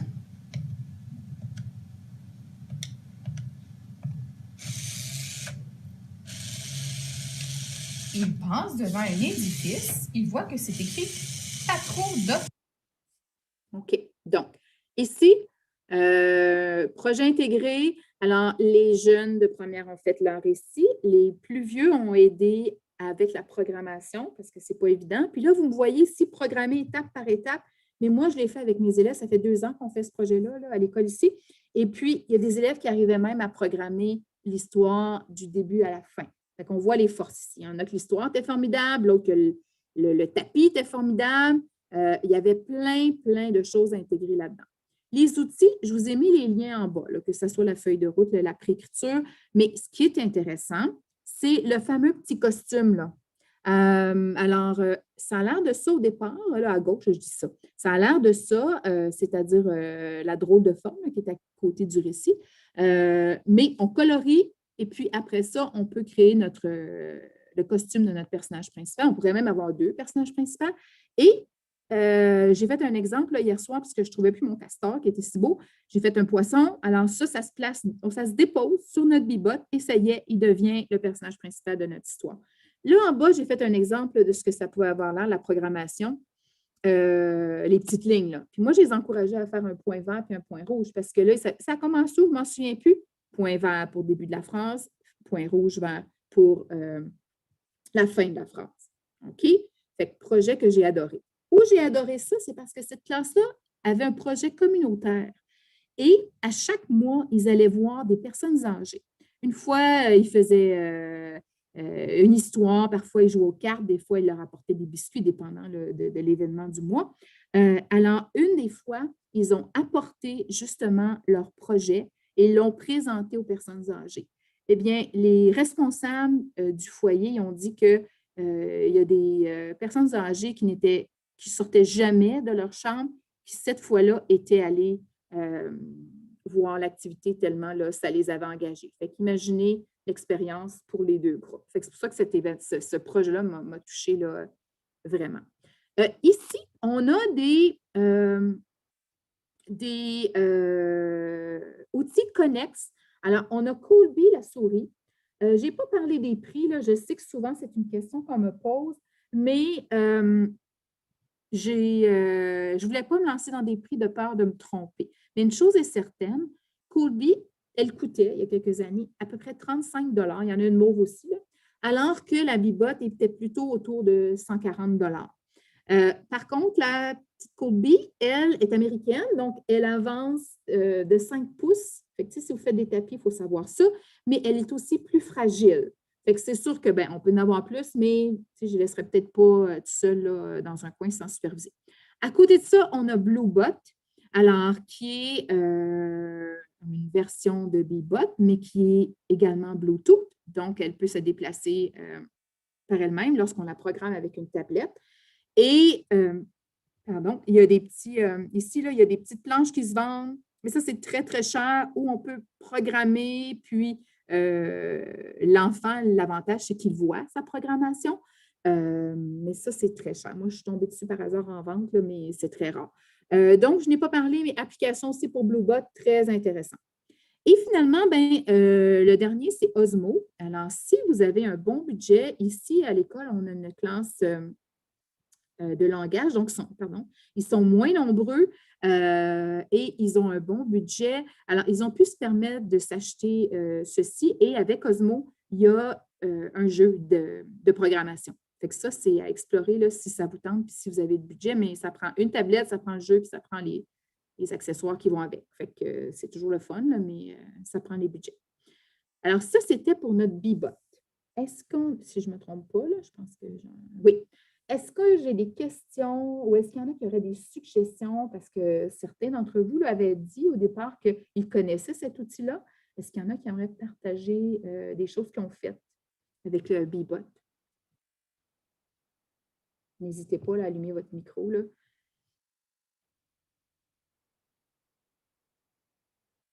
Non, ça va pour l'instant. Et puis si ça vous revient, n'hésitez pas à partager un peu plus tard.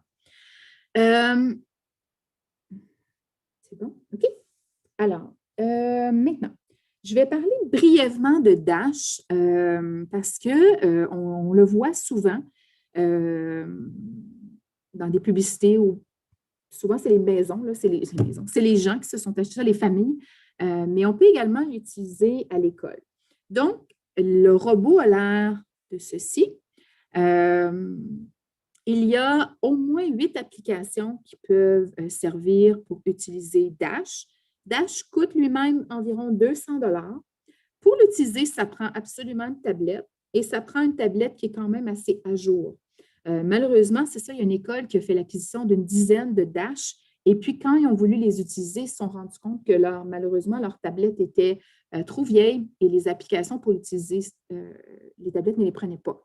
Alors, rassurez-vous que si jamais vous faites l'achat de ça, vous avez tout ce qu'il vous faut.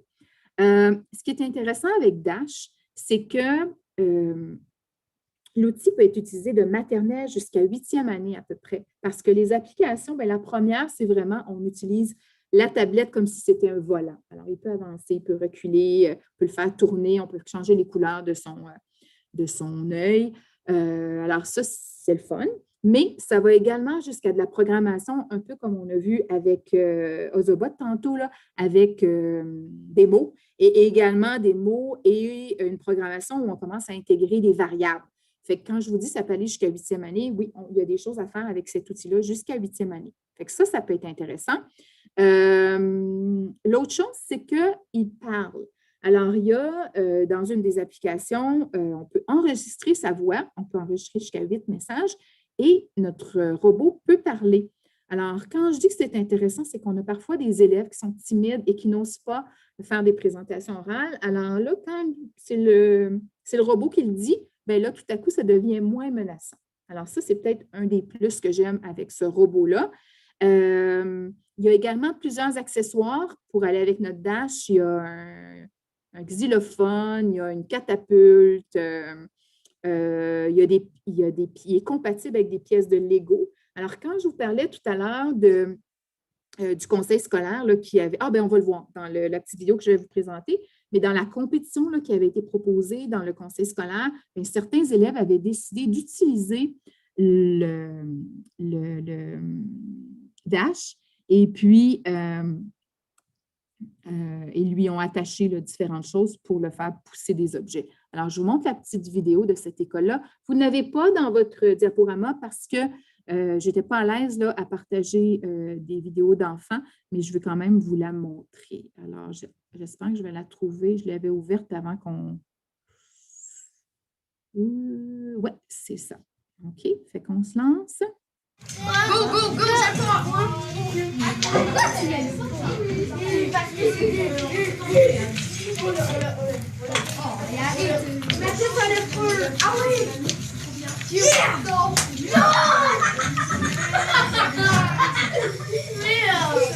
C'est pour le casser. Oui, mais écoute, je peux sauter ça là? Oui, on va le faire. Gars, je voulais dire que c'était ça qu'il y avait. Mais il n'est pas été à... Ben, écoute, je peux sauter celle-là? Oui. Écoute, je peux sauter celle-là?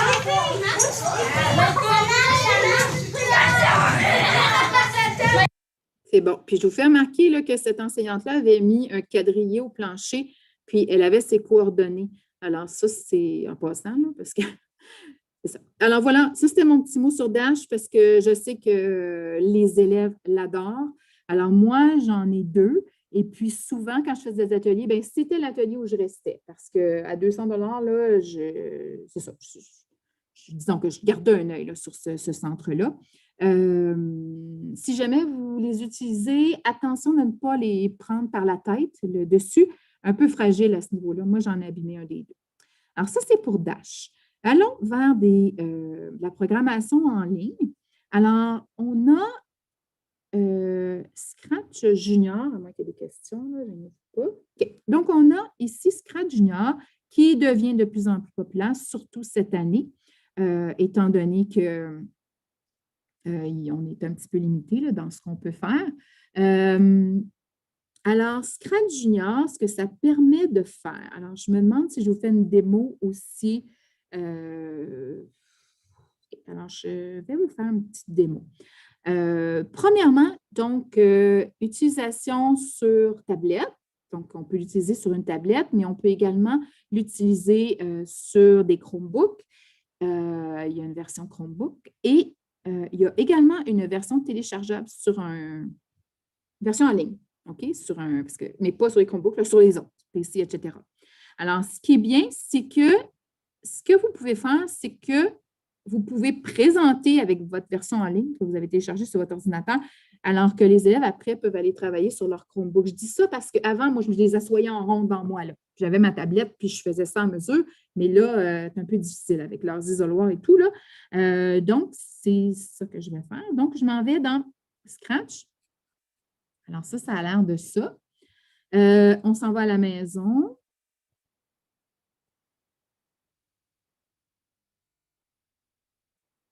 OK. Je ne sais pas s'il va falloir être bien patient. Oh, ça y est. OK. Nouveau projet. En 2 leçons, là, mes élèves étaient des champions. Fait que je vous dis, là, c'est très user-friendly. Alors, j'ai déjà un personnage ici. Moi, là, je présente ça vraiment, je fais le tour. OK? On y va dans l'ordre. Fait que c'est ce que je fais habituellement avec eux. Donc, j'ai déjà un personnage. Bon, on va dire que je l'aime. OK? J'en veux un deuxième. J'appuie sur le plus. Je vais aller me choisir un. Je vais vraiment là. Tiens, je vais prendre une belle petite poule ici. Excusez, j'ai caché mes élèves. Je l'aime. J'appuie sur le crochet. Je suis maintenant rendue avec 2 personnages. Ça, c'est pour avoir uniquement plein écran. Puis l'autre, c'est pour avoir un quadrillé. Ça, c'est intéressant parce que si on veut être plus précis, peut-être pas à première leçon, mais à un moment donné, on dit OK, bien, peux-tu le placer comme un bateau ship, à 4-4, puis bon, fait que là, vous utiliserez les termes mathématiques que vous souhaitez. Alors, ça, c'est si on veut utiliser... Non, je ne vais pas faire ça, pardon. Alors, ça, c'est si on veut utiliser le quadrillé. Je l'enlève. Maintenant, on va aller sélectionner un arrière-plan. Vraiment, quand je vous dis que ça ne va pas être difficile, j'y vais avec l'hiver. Et puis, ici, on va aller mettre un titre. Alors, la rencontre. OK, vraiment, je n'ai pas la rencontre. C'est bon, j'ai mon titre. Et puis, là, c'est maintenant que j'ai sélectionné mes 2 personnages, bien, je vais aller maintenant programmer. Donc, c'est l'image du, je ne sais pas comment appeler ça, là, une peanut. J'ai l'image de tic qui est là. Ça veut dire que la programmation que je vais faire, elle va être pour ce personnage-là. Comme l'écriture, j'ai besoin d'une majuscule au début. Alors, ma majuscule au début, c'est mon drapeau. OK? Ensuite, je veux que mon tic avance.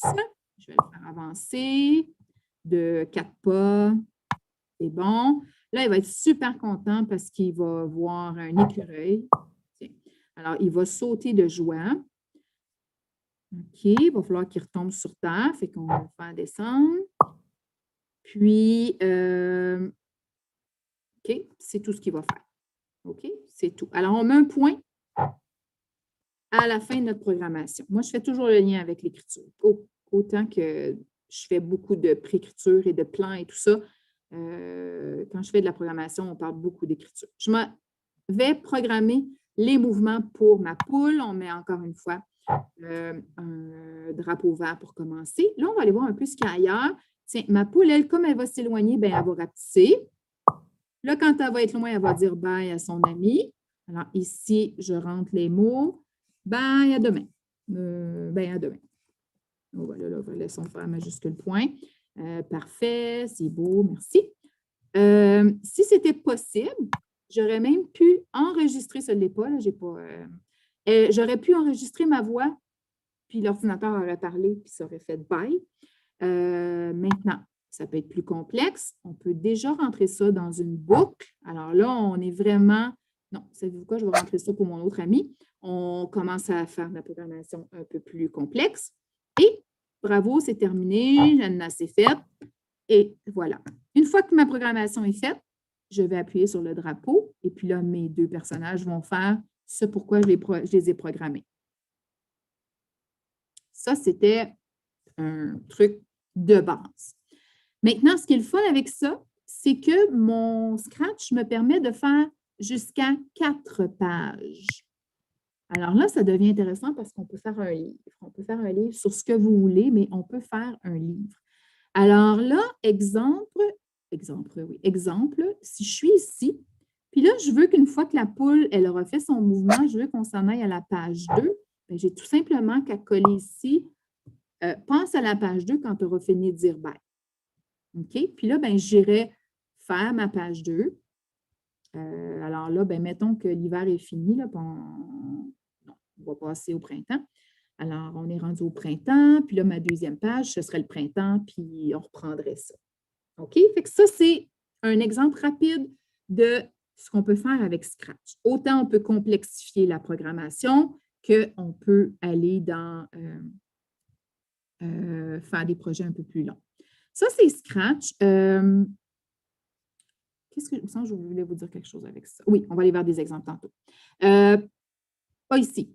Projet d'une page. Présente-moi ton animal préféré. Présente-moi ta famille. Présente-moi ta saison préférée. Vraiment, on pourrait faire différents mini-projets. Ce qui est intéressant ici, c'est lorsqu'ils vont nous le présenter. On parle de communication orale. J'ai fait ça avec des classes d'ALF. Alors, c'était... j'arrive avec... oui, tâche, application Apple, oui. Oui. Oui, donc c'est ça. L'idée, c'est, bon, encore une fois, il y a la technologie, mais en arrière de ça, il y a la communication orale qui va venir après lorsque les élèves vont présenter. Un livre qui raconte une histoire, on l'a écrit. Alors, moi, ce que j'ai fait ça avec mes élèves, mais je ne leur ai pas fait rédiger l'histoire, mais j'ai fait une préécriture avec eux. Alors, il y avait le titre au milieu, puis il y avait la bulle qui, où, quand, début d'histoire, milieu d'histoire, fin d'histoire. Donc, on fait simplement la préécriture dans des bulles et après, ils sont allés faire leur histoire avec Scratch. Livre thématique, les 4 saisons, un livre de forme. Alors, vraiment, ça, on peut aller avec ça. Je vous ai mis le lien vers des fiches créées par Hervé Perrault de Canopé. Des fiches très simples. Amène ton ami ici. Ils sont même très, très, très simples. Alors, vous verrez, là, vous déciderez si vous allez vers là, mais on peut les imprimer telles quelles, puis c'est ça. Vous avez un lien vers les blocs, parce que moi, j'aime bien dans ma classe avoir un mur de technologie où on a le vocabulaire qu'on utilise. Autant ça peut être les morceaux, l'ordinateur, la souris, l'écran, tout ça. Autant j'ai les applications sur lesquelles ils peuvent aller quand ils ont terminé ou je veux qu'ils aillent là absolument. Fait que j'ai un mur habituellement de technologie. Ici, je commence à aller un petit peu plus vite. Ah, bien ça, finalement, je l'ai fait avec vous parce que c'est ça. Alors, je devais utiliser mon compte-book, mais finalement, j'ai utilisé directement. Alors, ça, c'est mon livre sur les saisons. Voilà. Code.org. Alors, le lien, je vais me remettre en... Là. Alors, code.org, le lien est à côté du titre. Alors, site web qui propose des séquences d'apprentissage thématiques. Alors, ici, c'est plutôt pour aller faire de la pratique que de la création. OK? Donc, on a notre Scratch Junior qui nous permet un peu plus de création. On a Scratch, qui est le suivant, qui, lui, va nous permettre plein de création. Puis, entre les deux, bien, si on veut aller pratiquer des choses, on peut aller dans code.org. Alors, code.org, oui, parfait. Alors, on a le temps. Je vais l'ouvrir. OK. Parfait. Oui, je veux rester en français. Ensuite, on va me connecter. Espérant qu'ils me reconnaissent. Oui. OK, vas-y. OK, fait que j'aurais dit, OK, mon tableau de bord. Non, catalogue des cours. Alors, voici où j'ai envoyé mes élèves là, récemment. On est allé dans Prélecteur Express. OK. Alors, ce que j'aime avec code.org, c'est que ça assure un suivi. Alors, soit vous allez inscrire votre classe, ou soit encore, moi, je les laisse cheminer par eux-mêmes là, parce que je n'avais pas d'intention particulière ici. Alors, 1, c'est progressif. Et 2, donc c'est du plus facile au plus difficile. Et 2, je peux, si je le souhaite, aller me faire ma classe, les suivre de chez nous, ou encore, comme moi, là, je passe à travers les allées, puis je dis, OK, moi, non, t'es rendu, puis tout ça. OK?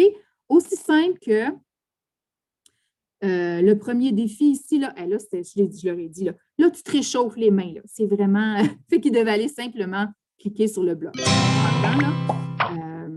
Puis là, progressivement, bravo, Sonia.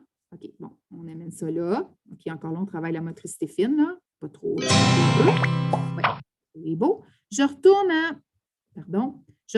à mon plan. Alors, ça devient assez rapidement plus difficile.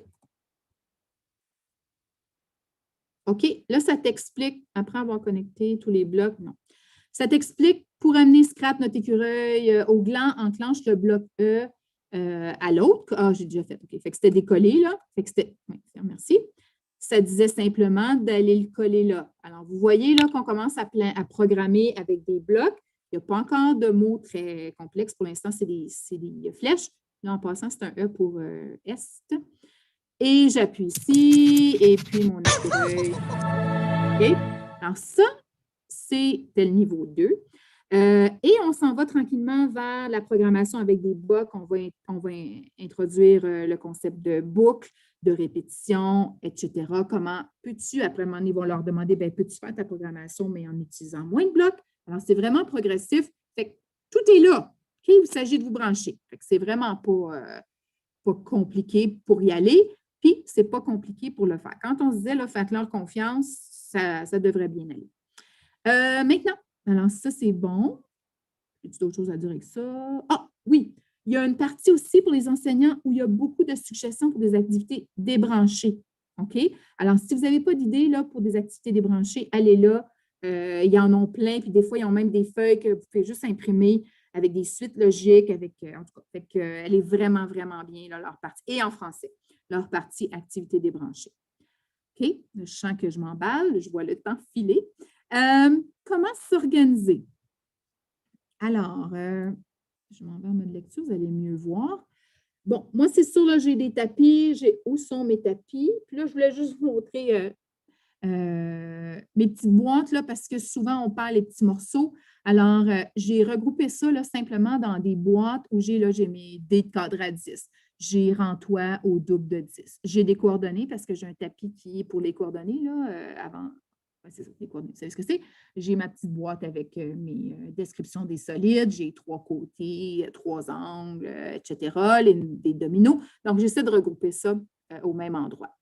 En classe, bien, là, vous pouvez travailler individuellement, bien sûr. Vous pouvez placer ça dans des centres. Donc, si vous avez juste un Zobot, bien, il y a d'autres activités. Là. Puis, une des activités, c'est votre Zobot. Donc, atelier, station, appelez ça comme vous voulez. On peut travailler en petits groupes où notre intention, ce n'est pas nécessairement l'outil lui-même, mais c'est la collaboration, donc en petits groupes.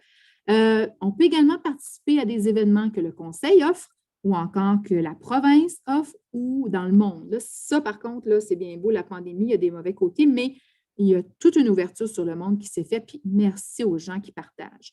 Donc, je vous encourage à le faire. Non, excusez. On s'en vient là, pas de suite. Alors, voilà. En dehors de la classe? Bien, je vous ai donné un exemple tantôt de lien avec la communauté. Il y a différentes façons, soit en empruntant peut-être du matériel déjà avec la communauté. On peut également créer des clubs de robotique dans les écoles. Alors, moi, j'ai choisi les élèves de 5e année parce que je voulais bâtir la capacité. Alors, ce que j'ai fait, c'est que j'avais un club de robotique de 5e année et je les gardais l'année d'après et j'initiais les 5e années, j'invitais les 5e années de cette année-là pour bâtir la capacité, pour les avoir après en 6e année. Donc, je me retrouve avec des élèves de 5 et 6, mais principalement, là, c'est les élèves de 5e année que je visais. Qu'est-ce qu'ils ont fait? Ils ont appuyé dans les classes, ils ont fait des présentations dans des événements tels que des soirées de parents, ils ont participé à des concours tels que Partenariat en éducation. Zone 01, on ne s'est pas rendu, mais Partenariat en éducation, oui. Voilà. Quand je vous disais que j'avais eu une année où le groupe, il y avait beaucoup de défis, mais moi, je voulais en faire pareil, la programmation. Alors, ce que j'ai fait, c'est que, bon, on a fait quelques activités en classe, mais pas autant que j'aurais souhaité. Alors, ce que j'ai fait, c'est que j'ai toujours un ami du jour. Alors, mon ami du jour pouvait apporter un robot avec lui.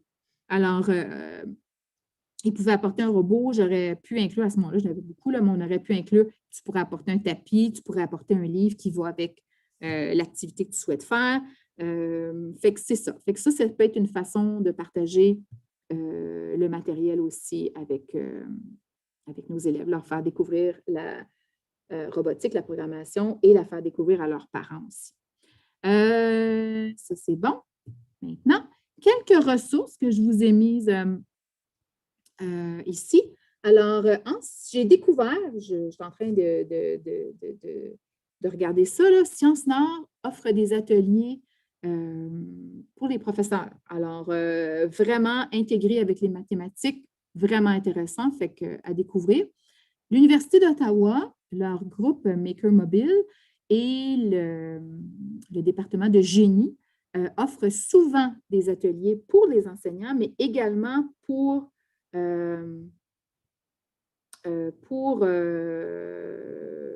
voyons, parce que excusez, c'est parce que je suis en train de lire le clavardage en même temps, pardon.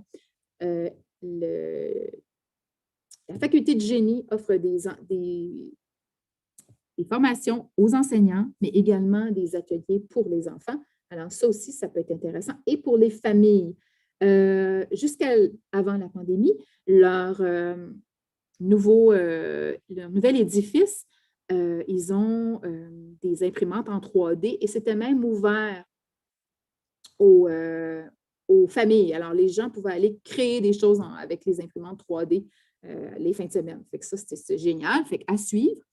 Un de mes préférés, Récit. Alors, Récit primaire, là, Récit, attends, il ne s'appelle pas primaire, Récit préscolaire.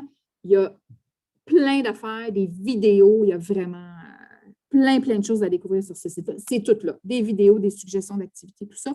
Même chose, vous pourriez aller explorer Carrefour Éducation. Vous avez qu'à taper ce que vous cherchez, puis ça peut être là. Je vous ai mis un lien vers mon Pinterest. Comme je vous ai dit au début, c'est divisé par robots. Je vous ai mis également un lien vers ma chaîne YouTube parce que dans ma chaîne YouTube, vous allez retrouver là, les différentes vidéos que j'ai placées dans ma présentation, mais également des vidéos d'autres robots. J'ai mis, pour ce qui est du PowerPoint, oui, je l'ai partagé au début, mais je peux aller le refaire et j'ai changé mes paramètres, là, fait que vous devriez être capable d'y avoir accès. Puis j'ai vu que des gens étaient rentrés. Fait qu'à mon avis, là, ça semble fonctionner. Voilà, alors je vous le partage à nouveau. Maintenant, bien sûr, là, sur les différents réseaux sociaux, Facebook, Instagram, Twitter, encore une fois, ça pleut, là, les partages. Je vous encourage à aller vers là aussi et à trouver quelque chose qui correspond à ce que vous souhaitez. Beaucoup de livres par rapport à ça, que ce soit des livres où il y a des robots comme personnages principaux ou encore des livres où on parle de robotique. J'ai un petit penchant pour blagues et devinettes. Je l'ai offert souvent en cadeau lors de tirages là, pour des amis, des élèves là, qui participaient ou qui avaient fait quelque chose en robotique. C'est un gros hit, je pense qu'il coûte 6 $. La récré des robots est le fun aussi. Puis ça, ben, c'est pour les plus vieux. En haut à gauche, j'apprends à coder avec Scratch. Ça, c'est un coffret qui existait avec l'ancien Scratch, parce que maintenant, le Scratch a été refait depuis 3 ans à peu près. Alors, je ne sais pas si on refait le coffret, mais c'était vraiment bien fait du pas à pas avec exactement les blocs que les élèves devaient utiliser. Fait que, ça, c'est à explorer là, si ça a été refait, mais c'était une mine d'or. Bon, je crois que j'ai fini. Alors, nos intentions du début, c'était de présenter des outils concrets et des outils virtuels, de présenter et partager des idées de projets simples et plus complexes à faire en classe, à l'extérieur de la classe, présenter et partager des ressources.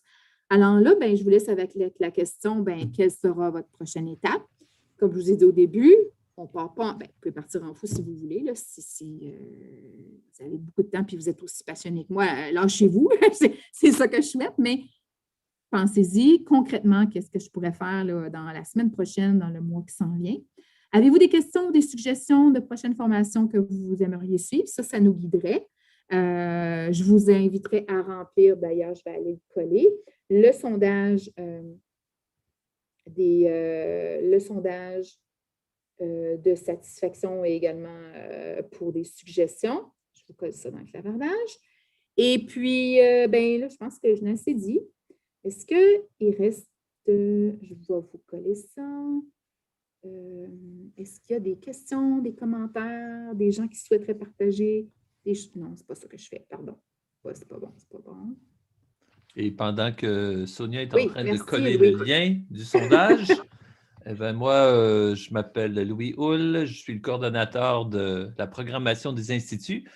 Merci tout le monde d'être là. Je vous pose une question, moi. Alors, on est spécialiste des robots maintenant. Alors, R2D2. Si je vous dis R2D2, c'est quel robot, ça? On va voir. J'attends dans la boîte de clavardage, voir s'il y a quelqu'un. Ce n'était pas dans la formation d'aujourd'hui, mais on va voir. Et voilà, on a déjà une bonne réponse. Effectivement, c'est le robot dans Star Wars. Alors, Sonia, je veux te remercier pour cette excellente formation au niveau de la robotique aujourd'hui. Écoute, si j'étais en salle de classe, là, moi, puis que je n'avais pas fait de robotique avec des élèves, là, je saurais par où commencer. J'aurais plein d'idées, plein de ressources. Et puis, j'aurais aussi une personne à qui poser des questions si jamais je suis bloqué. C'était excellent. Bravo, bravo. C'était très bon. Ça m'a fait réfléchir aussi par rapport à toute la pédagogie en arrière de la robotique. Hein, parce qu'on sait que les robots, finalement, on dit toujours, ouais, d'utiliser des robots, mais c'est quoi l'intention pédagogique de tout ça? Puis tu en as parlé beaucoup. Alors, je te remercie. Merci tout le monde d'avoir participé aujourd'hui. Et puis, moi, j'ai 2 annonces pour vous. Alors, je vois que les gens sont en train de compléter le formulaire de rétro. Merci. Et demain, la formation demain, c'est sur le bien-être, des stratégies à utiliser dans la salle de classe, 9 stratégies à utiliser. Ça va être très bon. Je l'ai déjà vu. Alors, je vous encourage à participer demain. Et puis, tous les détails sont toujours sur le site du Centre Franco. Et finalement, aujourd'hui, en grande première, on a lancé la série de conférences qui s'en viennent au Centre Franco dans les prochaines semaines. Alors, le premier invité a été annoncé aujourd'hui, Hugo Kavanaghi. Encore une fois, sur le site du Centre Franco, allez vous inscrire, c'est gratuit, c'est bon. Ça va être le 10 mars à compter de 19h. Et puis, c'est un bonhomme absolument extraordinaire et je pense que vous allez beaucoup apprécier. Voilà. Encore une fois, Sonia, merci beaucoup. C'était parfait, finalement. Et puis, je vous souhaite une belle journée à tout le monde, belle soirée. Et puis, à la prochaine. Merci à tous. Merci. Lâchez pas.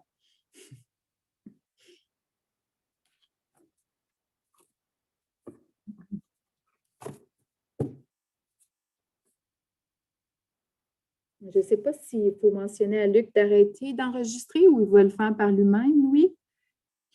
S'il y en a qui veulent poser des questions, on a encore un peu de temps. Moi, je suis là. Oui, je pense que si tu cliques sur les 3 petits points, est-ce que